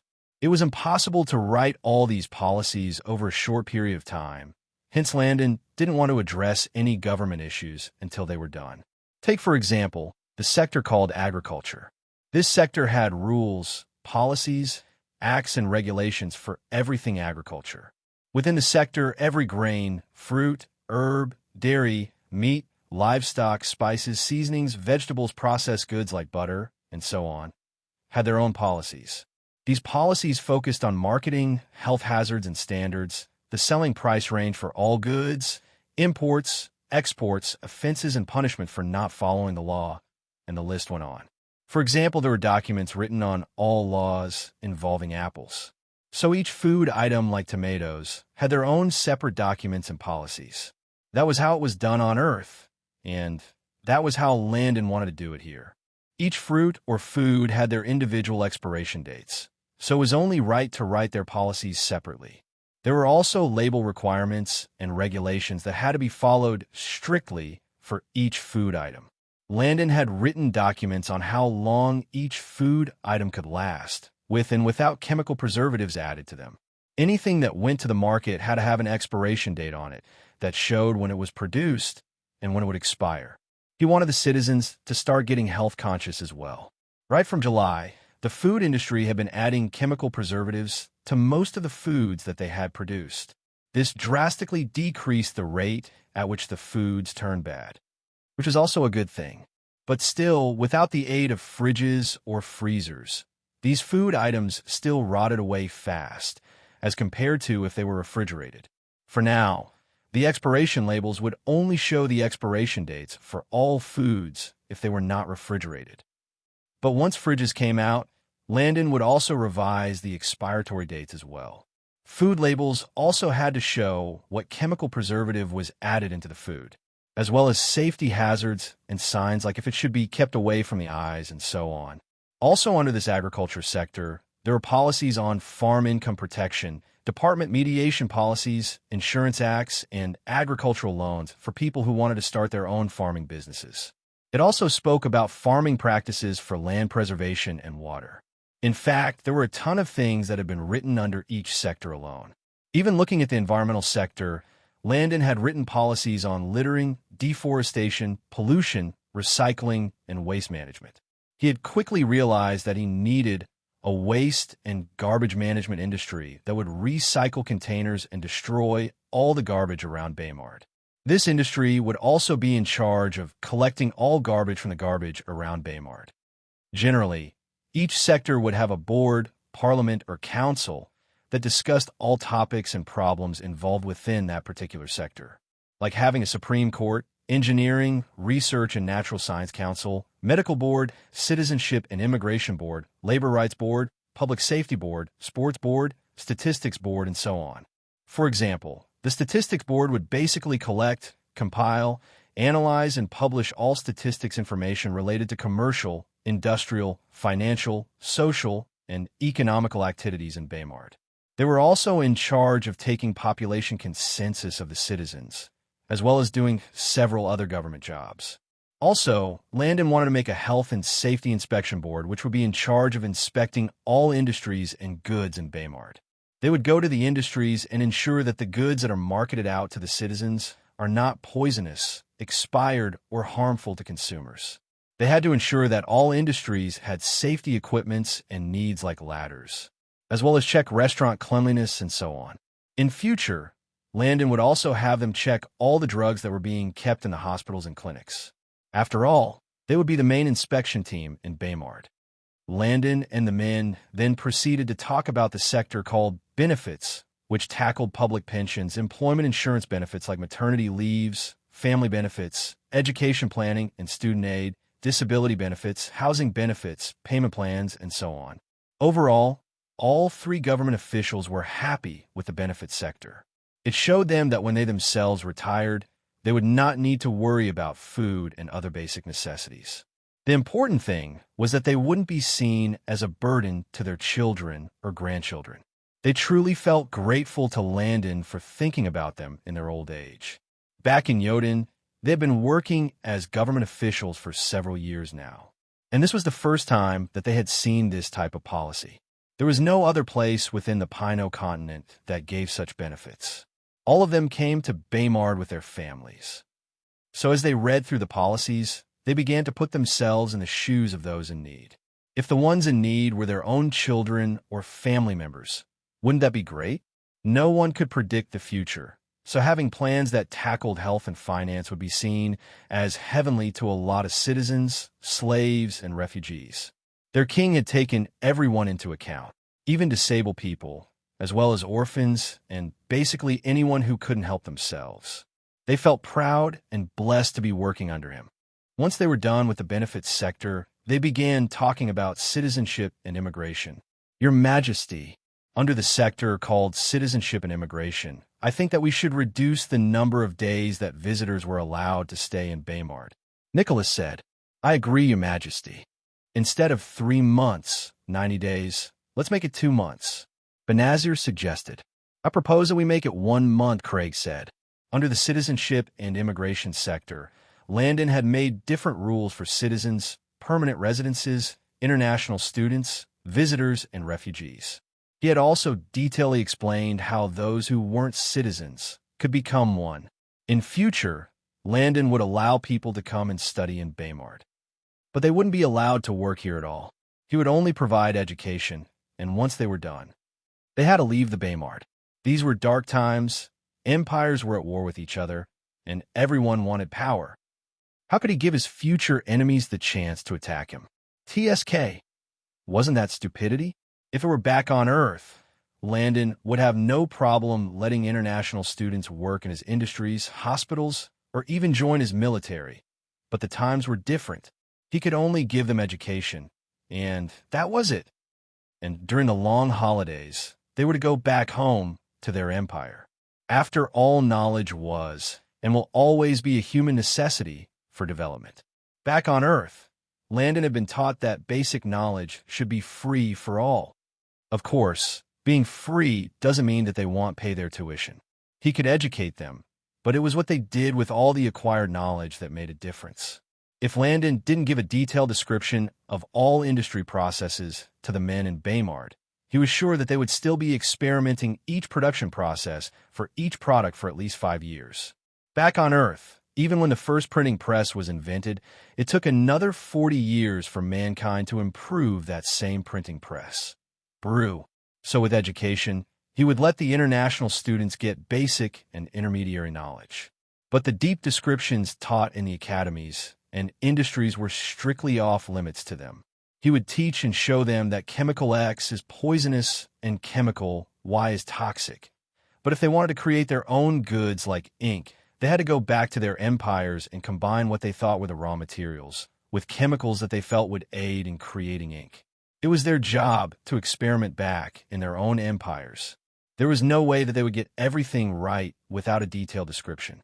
There were different reactions, catalysts, additives, and chemicals that did several things during production. And some of the main raw materials and components had to be taken from refined crude oil and other separate chemicals.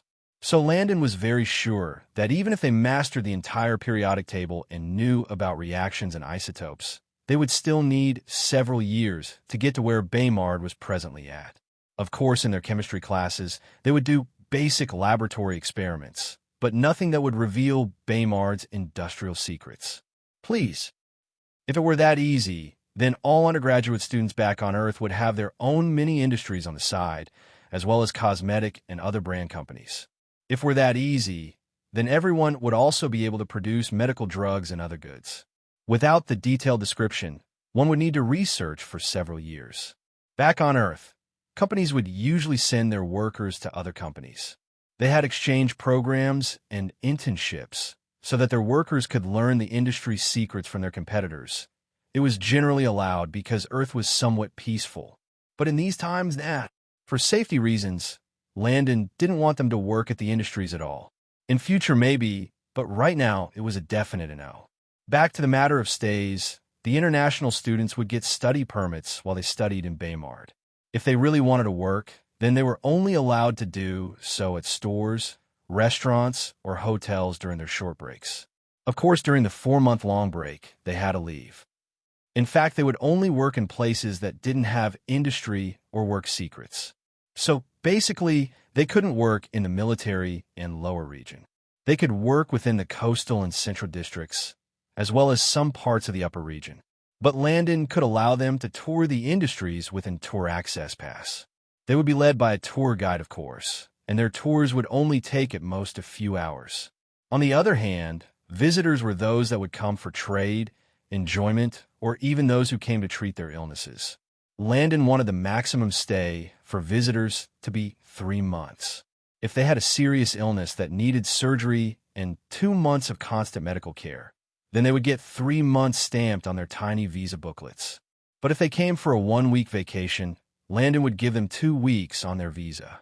At the end of their stay, if they were still within Baymard, they would be caught and banned from ever entering Baymard again. And if anyone needed an extension, they had to go to the main office and state their reasons, as well as bring evidence to support their claim. If the officers in charge deemed the evidence to be tangible, then their request would be approved. After Landon explained his reasons for having a maximum duration of 3 months for visitation, the three officials thoroughly understood and agreed on Landon's point. After all, it wasn't fair to let the sick or those in need of medical attention suffer just because of their policies. Up next, they looked at the criminal justice sector. This sector aimed at victim rights, women rights, family violence, criminal conviction, human trafficking, rape, cannibalism, fraud, and so on. They also addressed the marital sector, which looked at the minimum marriage age, child support, abuse and neglect, spousal support, divorce, and separation laws. From the written laws, it was a crime to not provide food, schooling, housing, and clothing to children under the age of 15. After all, 15, in this era, was already considered to be an adult. If a family couldn't provide for their children, then they could apply for student loans, health loans, and so on. Also hitting a child, emotionally harming children, forcing marriage on children, sexually abusing them were all major crimes. Although 10-year-old children were abused and used as sex slaves in this era, Landon was thoroughly disgusted with the idea. Those citizens or refugees that were caught doing these would be locked up in prison for at least 10 years. And if it were visitors or international students, then they would be beaten up and permanently refused access into Baymard for the rest of their lives. Obviously, in the future, once the roads were all done and cars were made available, Landon would also add traffic and driving laws. As they looked at the court and justice rules and systems, Landon quickly realized that he needed to build an impenetrable prison for criminals. Any spy, enemy, or even criminal within the society needed to be kept in this prison. In future, he would also need to make prisoner rights, and so on. Yes, the prisoners had rights too, like their visitation rights, phone call rights, basic food rights, lawyer rights, and so on. There was just a much to improve on. As the meeting progressed, they successfully went through several different sectors like federal land acquisition for businesses, sports, and medical policies. And finally, concluded with taxes, which involved income taxes, payroll, and many more. 8 hours had gone by, with them taking 2 10-minute breaks and a 40-minute lunch break within the meeting. Once Chief Tim successfully created the printing press, they would start making identity cards for the citizens. Hence, at the end of their meeting, Landon quickly reminded them to start collecting all information about the citizens, such as age, date of birth, marriage status, and so on, as well as to also get a population census done as soon as possible. They had also agreed that every year they would improve and update the policies as time went on. Plus, if the people gave feedback on Baymard's rules, policies, and regulations, then they would reflect on them and might even add them to the policies. But they would not approve rules that promoted violence, went against morality, or the people's needs and income, as well as the development of Baymard. It was only 5 p.m., so Landon decided to head on over to the food industry and aid in planting and transporting medicinal herbs from the farms to the greenhouse. As a king, his work never stopped. Host, snow powder has made its way to the continent of Pino and will be revealed tonight at the Tenal auction house within the capital. Does Host wishes to attend or watch through the system's monitors? Since the auction is not being held at the host territory, then viewing through the monitor would cost Host 45 development points, 80 technology points, or 15 bonus points. Likewise, attending the auction with a warping spell would also cost Host 85 development points, 120 technology points, or 23 bonus points for 2 trips back and forth. And if Host chooses to go, the system also offers a disguise package for 20 development points, 50 technology points, or 5 bonus points. Which option does Host choose? The system said. Landon had been telling the system to alert him on any major developments that were happening around the Pino continent. It would be a shame to have an almighty system and not use it. Speaking of which, Landon found that his system was somewhat of a rude introvert. It would only talk to him if it was absolutely necessary. Occasionally, he would interact with the system before going to bed or when he wanted to use the time capsules. And on a weekly basis, the system would nag him about completing his mission. Back to the matter of the auction. Although Landon could use the system monitors, he had still decided to attend the auction instead. He had been cooped up in Baymard and felt that he should use this opportunity to observe the changes within Arkadina. I'll attend the auction with the disguise package, so use my development points for payment. As you wish, host. Jeanette walked into the auction house with her guards by side. As she walked, she couldn't help but remember the conversations that she had been having with her father and her mother within these past few weeks. Her dream of becoming the first queen in the continent was ruined by that strong man, ****ch Penelope. How dare she snatch her dreams of becoming the first female ruler within the Pino continent? And to make matters worse, when she had proposed the idea of her being queen, her father literally told her to get out. Why was Penelope's case different from hers? Wasn't she smart, cunning, and beautiful as well? Wasn't she royalty and a good manipulator as well? Jeanette had heard the tales of Penelope and had instantly called it bullsh***, who would go out of their way to help peasants if they didn't want something from them in return. HMMP.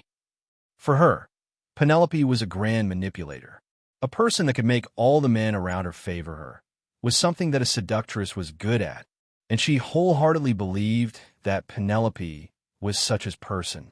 Jeanette being a master in the act of white lotusing, how could she believe that Penelope was that pure and innocent? When she asked her mother for help, her mother had immediately told her to get rid of what she called silly dreams. Her mother had been preparing her blood brother James to take the throne from Eli. So how could she entertain her daughter's fantasy dreams? Jeanette was utterly disappointed in her mother. Why did it seem like her mother loved her younger brother more than she did for her? Anyway, she had already made up her mind.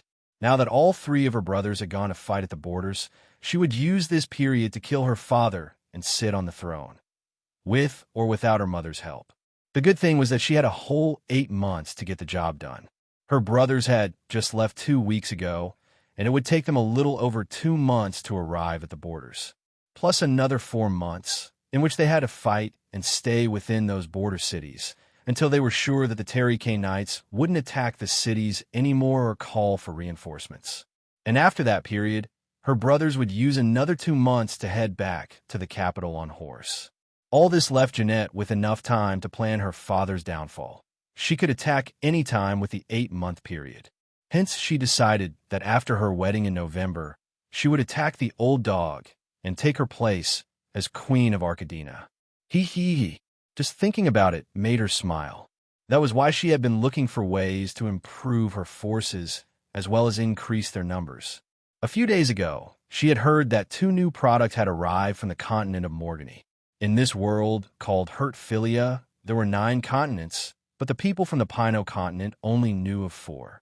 These were the ones that they would sometimes do trades with. From these trades, the people on the Pino continent had realized that 3 of those continents were somewhat backwards in development. But the continent called Morgany was more or less the same as them in terms of civilization. Traveling ships would usually take several months to move from one continent to another. Hence, trade opportunities and goods from there were seen as treasures. Who didn't like international goods? She had come today because of 2 products. One was a liquid beauty potion that was rumored to make any woman's skin glow. And the final item was something called snow powder. The merchants from Morgany had said that snow powder was only discovered within the last year. Apparently, some alchemist called Endo discovered it by accident, as well as received some injuries from it from the accident. Isn't this what she had been looking for? If she could get some of this snow powder, wouldn't she be able to deal with her father instantly? No matter how much it cost, she had to get her hands on these godly products. As she walked in, she immediately spotted one of her nemesis, Angelina Dwight, the B*****ch that had always tried to seduce her fiancé. Why was she here? Did she come here to buy the beauty potion as well? No. There was no way in hell that she would let this SL*** get the potion. Although she had finally gotten engaged, she was still insecure when it came to her man. What man wouldn't want a beauty? Men were allowed to take as many wives as they wanted, so she was afraid that he would eventually take that ****ch as a concubine. No matter what, she had to get her hands on that beauty potion before Angelina did. The guests all came in and took their seats. Of course, some were VIP members who had their own private booths as well. Some guests wore masks, while others came with no disguises. As for Landon, he had gotten a VIP booth by altering the memories of the auction house managers. To them, Landon was a renowned merchant from the northern part of the empire. Speaking of snow powder, it was basically the watered-down version of gunpowder. Landon wasn't surprised that it was invented around this period. Back on Earth, China was the first to invent snow powder in the late 8th century. And between the 10th to 13th century, Chinese goods made their way to other Asian countries, Europe, the Middle East, and other parts of the world. Alchemists tried their best to copy and make their own explosives, as well as take several trips to China so as to further study these explosives. What Landon wanted to know was the strength of powder's explosive power. Once the host came on stage, the room instantly quieted down. Welcome, esteemed guests. Today's auction only entails goods from the continent of Morgany. Up first, let's start with what the Morgany continent calls horseshoes. The entire audience was shocked. Why would horses need shoes? Was it some sort of fashion statement? I know what you all are thinking. But these shoes could allow the horses to travel for long distances without their feet getting injured. Once the men heard the host's explanation, their eyes instantly lit up. It might seem like a trivial matter, but in actuality, it was not. All these men were either nobility, like the barons, knights, merchants, and so on. Some of them had gone on secret missions that made them take tricky roads and even paths around the forests. On their journey, short dried-up stalks of grass would sometimes prick their horses' feet. And even on the roads, there would be pieces of wood or sharp rocks that could cause splinters for the horses. No matter how tough the feet, hooves of a horse were, if they stepped on something that was similar to a needle, then they would feel immense pain. So basically, horseshoes protected their feet the same way shoes protected human feet. Without shoes, it would be very painful and stressful for human beings to run or even walk on rocks or other terrains for long distances. Generally, if a horse was domesticated and only stayed within a stable or estate, then they didn't really need horseshoes. But if the people were going to use them in pulling carriages for hours and taking something like a continuous 2-month journey, then they definitely needed them. And in this era, nobody kept horses just for the sake of pampering. Horses were treated like cars since they pulled carriages. They were also seen as war necessities, since they also pulled wagons filled with war supplies and equipments. Plus, they also carried the knights on their backs constantly.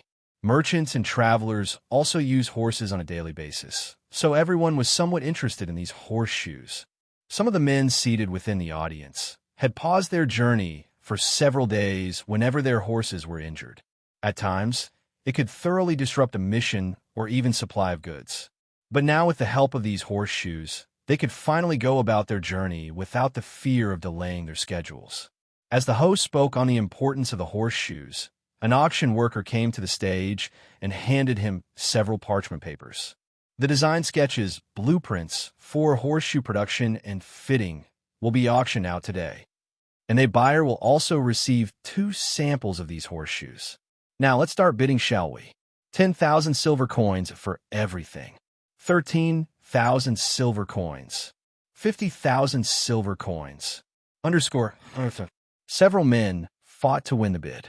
And at the end, it was finally sold to an influential merchant who probably wanted to capitalize on the horseshoes and make profits from it. As for Landon, he didn't really need horseshoes because all his wars would probably be fought around Baymard city walls. Plus, in the future, he would use things like machine guns, military all-tanks, and so on. Hence, his horses would probably end up being domesticated. But if he really needed to leave Baymard with his knights, he would probably make these horseshoes and keep up appearances by using the horses. Up next is a beauty potion that would make any woman look 10 years younger. This potion was made by the renowned alchemist, Lupio. I'm sure you all have heard of his fame and deeds within the continent of Morgany. As the host spoke, the women in the audience became more and more excited. Who didn't know the renowned alchemist Lupio?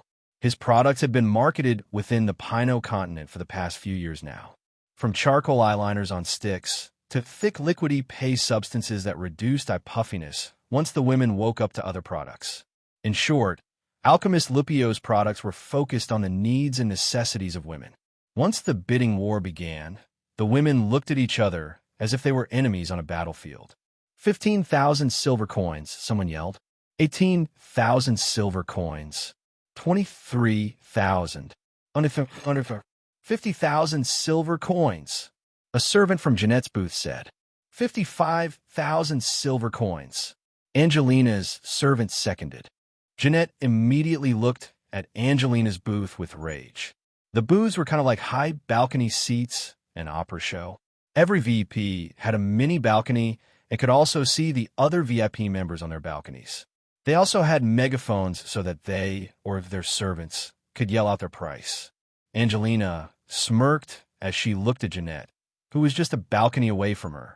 In fact, they were so close to each other that they could literally have a conversation amongst themselves. 70,000 silver coins, Jeanette's servant yelled out. 75,000 silver coins, Angelina's servant seconded again. Jeanette was fuming mad. B****ch. You're doing it on purpose. Whatever do you mean? Isn't this an auction house? Don't I have the right to bid as well? Or do you think that just because you're a princess, I should stop bidding? Angelina responded. Jeanette's face started to twist as she tried very hard to control her emotions. She immediately made up her mind that once she became queen, this SL** will be the first one to go. Swore that she would definitely burn the B****ch down and pee on her grave. I suggest you cut the crap. Since I as a royal princess is bidding, then you should at least give me some face. Normally, Jeanette could easily deal with anyone and keep her White Lotus act intact, but when she was dealing with Angelina, a White Lotus Grandmaster, she is an ordinary master, lost tragically. Whenever she met with Angelina, her true self would always show. Angelina felt the same way as well. She was always seen as weak and helpless, but when she clashed with Jeanette, she became to a tigress. Angelina smirked as she looked at Jeanette's scrunched-up face. Face? Why didn't you give me some face as well? My aunt is the official wife of your father. So technically, I too am part of royalty. So why should I give you face when you clearly don't care about mine? And by the way, why are you here bidding for this beauty potion? Have you finally come to terms with the fact that your appearance is hideous? TSK. I'm actually surprised that it took you so long to grow a brain. I hope that now you finally realize that your ugly face and body doesn't deserve to be tied up with Brother Anthony, Angelina said. Hideous? Her, Jeanette Barn, hideous? She knew that this slut Angelina had plans of using this beauty potion to take her man. Over her dead body, Landon and a few people who had their VP balconies around both women leaned in and began watching their cat fight. Landon really wished that he had brought popcorn for the show. He had to admit, this Angelina had a sharp tongue. Can't you at least show some respect? Jeanette yelled. Angelina tilted her head and slowly looked at Jeanette from head to toe. Show some respect. To who? In my eyes, you are nothing but a royal, irresponsible, and senseless harlot. You're just a dog in heat. Those around them almost coughed out blood. This girl was indeed savage. At this point, Landon eyed Jeanette as he looked at her red, raging face. Rest in peace, elder sister. You're too much. Aren't you just jealous of me? Ha ha. Angelina, jealous of you, my dear royal harlot. Jealousy is an unsightly and ugly thing. And so are you in that dress. Underthur. The bidding ended with Jeanette finally winning. But before she could rejoice, Demoness Angelina spoiled her victory. Can I give you some advice? Angelina asked. Since Jeanette had won, all her previous anger had long dissipated. So she decided to listen to whatever bullsh** Angelina had to say. Advice? Yes, sure. Go ahead, Jeanette said while gloating. An ugly person will always be an ugly person. So when you use the beauty potion, don't await a miracle. As the auction progressed, Landon continued observing all the items displayed. So far, all the items weren't really impressive to him. But to these people, these goods were mind-blowing. There were a lot of pottery items that showed the art style of the people of Morgany, as well as new goods like horse saddles unique clothing items, and so on. Finally, it was time for the last item on the list to be auctioned off. This item that had brought everyone out today. Even spies and assassins were seated within the crowd, including those from the ghostly prince's side. It was finally time for the big reveal. Esteemed guests, for our final item, we have what is popularly known within the Morgany continent as snow powder. For better understanding, we decided to show you all what it could do. Immediately, an auction worker came up to the stage with wooden boards, some tubes, ropes, sticks, snow powder, arrows, and bows. For the first setup, several sticks were tied together in the shape of triangles and mounted to the ground. The auction worker made 2 triangular stick stands and placed a long, large stick above both triangular mounts. It was kind of like 2 camera tripod stands that had a stick placed on top of them. This long stick connected both tripods. Each tripod stick stand had 3 legs that formed a triangle and stood mounted to the ground. One end of a large long stick was placed on top of the first tripod stick stand, while the other end of the stick was placed on the second stand. Once that setup was done, the worker then filled a tiny tube with snow powder, placed the tube on one end of the long stick, and aimed at a wooden board a little distance away from the setup. The tube had about the same size as handheld dynamite sticks back on Earth. When everything was ready, another worker quickly brought a fire torch and lit the tube. Once it was shot, white smoke instantly began to fill the stage. Boom! 1/4 of the board was shattered into pieces. Everyone was shocked. Even the calm and collected spies and assassins almost stood up from their seats. What kind of weapon was this? This was groundbreaking technology that would definitely help them in their quest for power. Jeanette was brimming with joy. This was exactly what she was looking for. With this, her victory was definitely guaranteed. She would kill her old man, as well as that be **CH Angelina. As for Landon, he had realized that the explosive power was not even up to 20% of his gunpowder back in Baymard. It was understandable, since the people didn't necessarily understand science. For these people, if they combined several stones with charcoal, then gunpowder would be formed. But that wasn't necessarily the right way to go about it. For example, most of these rocks only contain maybe 30 to 50% sulfur within them, and the other components were seen as impurities. So since these people didn't understand chemistry, or even knew what sulfur was, how could they succeed in creating any powerful explosions? If they wanted to have a good explosive power, then they needed to use at least 98% pure sulfur. And the same thought process went out for the other raw materials. That was why chemical extraction and preparation was necessary. Another important factor was that they didn't know the ratio in which they should mix the raw materials. Back in Baymard, Landon had made several potion cups, containers, and glass dishes which were used by the people to estimate the ratio. The correct ratio was 2 parts pure sulfur, 3 parts charcoal, and 13 parts pure saltpeter.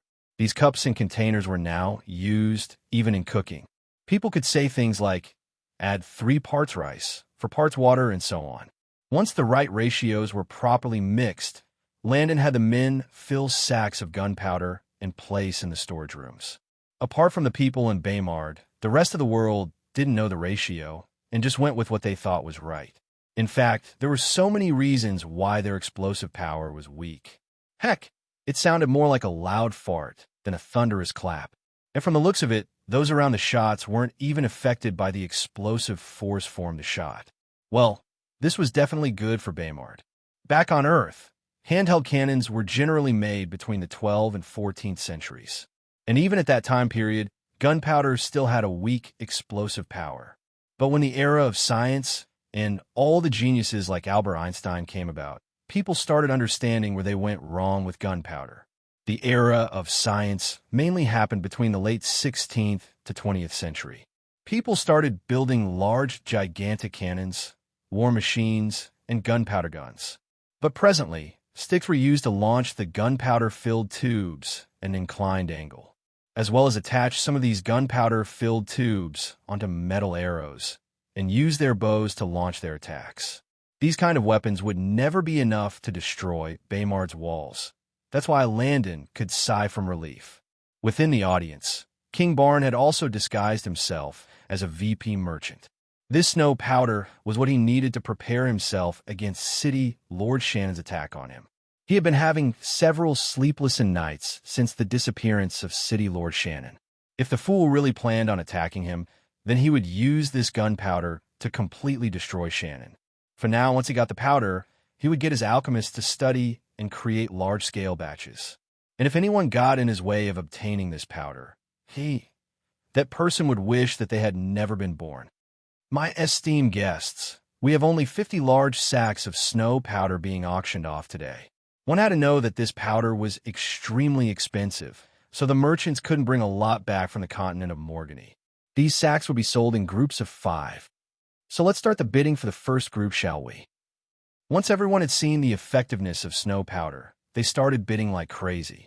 40,000 silver coins, 70,000 silver coins, 100,000 silver coins. Undersir. Landon also decided to bid as well. It wasn't that he needed the powder, but he was basically targeting those that had bullied the old Landon. Back in the days, several nobles and their children would laugh at him, trip him over, and even pour water or food over his head. They basically treated him like a clown for their own amusement. And other times, they would beat him up badly, all in the name of practice. Presently, most of these nobles had come to the auction with their sons. So once Petty Landon saw the boys who used to bully him, he immediately started making things difficult for them. 120,000 silver coins. 120,001 silver coins. Minister Frederick and his son Moam looked at the mysterious man who seemed to be making things difficult for them. From the man's height and body structure, Minister Frederick could somewhat guess that this stranger should be around the same age as his son Moam. But when had he offended the stranger? Why was this man hell-bent on annoying him? HMMP. It didn't matter what the stranger thought. Today, no one could stop him from getting this snow powder. Since this stranger wanted to make a fool out of him, then he would just raise the price to a ridiculous amount. At the end, let's see who will have the last laugh, he thought. This booth will bid 700,000 silver coins. Those who had smaller budgets almost began crying. How did the bidding move from 200,000 silver coins to 700,000 in a blink of an eye? Minister Frederick, aren't you just bragging about your wealth at this point? What was the point in having such a huge price jump? Won't the prices eventually go up with time? At least give some of us the opportunity to have hope. Minister Frederick smiled provocatively as he looked at Landon. Boy, your year's too young and inexperienced to make me suffer a loss. All those nobles that were in the upper echelon of nobility understood that Minister Frederick was having a battle with the mysterious stranger. It would definitely be better to sit this one out. Even if they wanted to continue bidding, they were sure that Minister Frederick would most likely bid to the very end. As for the other nobles, they could only sigh as they knew that they wouldn't be getting this first batch of snow powder. Some of these nobles weren't as rich or popular like Minister Frederick. Even within nobility, there were different groups of classes. There were noble families, people whose names were once a symbol of power. But as the years went by, these families had lost their power and support within the empire. There were also nobles that had once angered the king, and of course, had their forces cut down by half. But then again, there were nobles like Minister Frederick, who were filthy rich and could easily get anything that they desired. It was definitely better to let the super-rich Frederick take this first batch. In that way, the other nobles wouldn't need to worry about him bidding later on. We have a bid of 700,000 silver coins going once. Going. As the host spoke, Moam looked at Landon and snorted. One should know their own limits. HMMP. Truly a toad that claims to be a phoenix. Everyone looked at the calm and collected stranger and thought that he had given up. And just when the host was about to close the bidding, Landon interrupted. Going twice, going thrice. 700,001 silver coins. Sir. The audience immediately quieted down. Minister Frederick and his son shot death stares at Landon. Such a bid was an obvious insult. What was the aim of adding the extra silver coin at the end? For heaven's sake, what would the auction house do with that extra 1 silver coin? If Landon had known their thoughts, he would simply retort back and tell them that, for one to become a millionaire, every single coin mattered. Even if one had 999,999 coins, without the extra one coin, it could never be $1,000,000. Or so Bill Gates said back on Earth. Minister Frederick was so angry that he seized the megaphone from his servant and continued bidding. 800,000 silver coins. 800,001 silver coins. 850,000 silver coins. 850,001 silver coins. Since the amount wasn't enough to allow him to withdraw from the bidding, Frederick calmed himself down and continued on. Since our young, mysterious friend here is truly generous by adding 1 silver to his bids, then I would like to bid 1.3 million silver coins. Frederick and Moam lifted their proud chins and sneered at Landon. But of course, their victory was indeed short-lasted. 1.3 million and 5 silver coins. Immediately, the smiles on the faces of the father and son duo instantly dropped. What sort of troublesome person was this? In fact, everyone had the same idea as well. Fine. You want to bid, that's naturally all right. But you increased the price by only 5 silver coins? Are you really normal? Previously, you had added 1 silver coin, and now it's 5. Do you really think that we should acknowledge you just because you added a few more silver coins? Don't you have any shame? Damn it. Both father and son got up from his seat angrily and faced Landon. Moams was so angry that his face became as red as a tomato. How dare this scoundrel compete with his father? 2 million silver coins. 2 million and 5 silver coins. 2.2 million silver coins. 2.2 million and 5 silver coins. As they continued bidding, several nobles couldn't help but think. As expected, Minister Frederick is indeed a wealthy man. At the end, Frederick had used 3.7 million silver coins to buy the first 5 bags of snow powder. Although the father and son duo had won, their egos had been wounded by the mysterious stranger, who didn't know their family status and situation within the empire. They were one of the top richest and powerful families in Arcadina. Frederick's sister had married King Barn and was the first and official wife of the king. His nephew was also the crown prince, Eli. Hence he had gained a lot of finance and power all through the years. For someone to go against him meant that they also went against his sister, the queen. And to make matters worse, both father and son felt that the stranger had simply been playing with them all along. Their hearts were burning with a strong desire to kill the bastard. So as the auction continued, they began to quickly devise a plan for their newfound friend.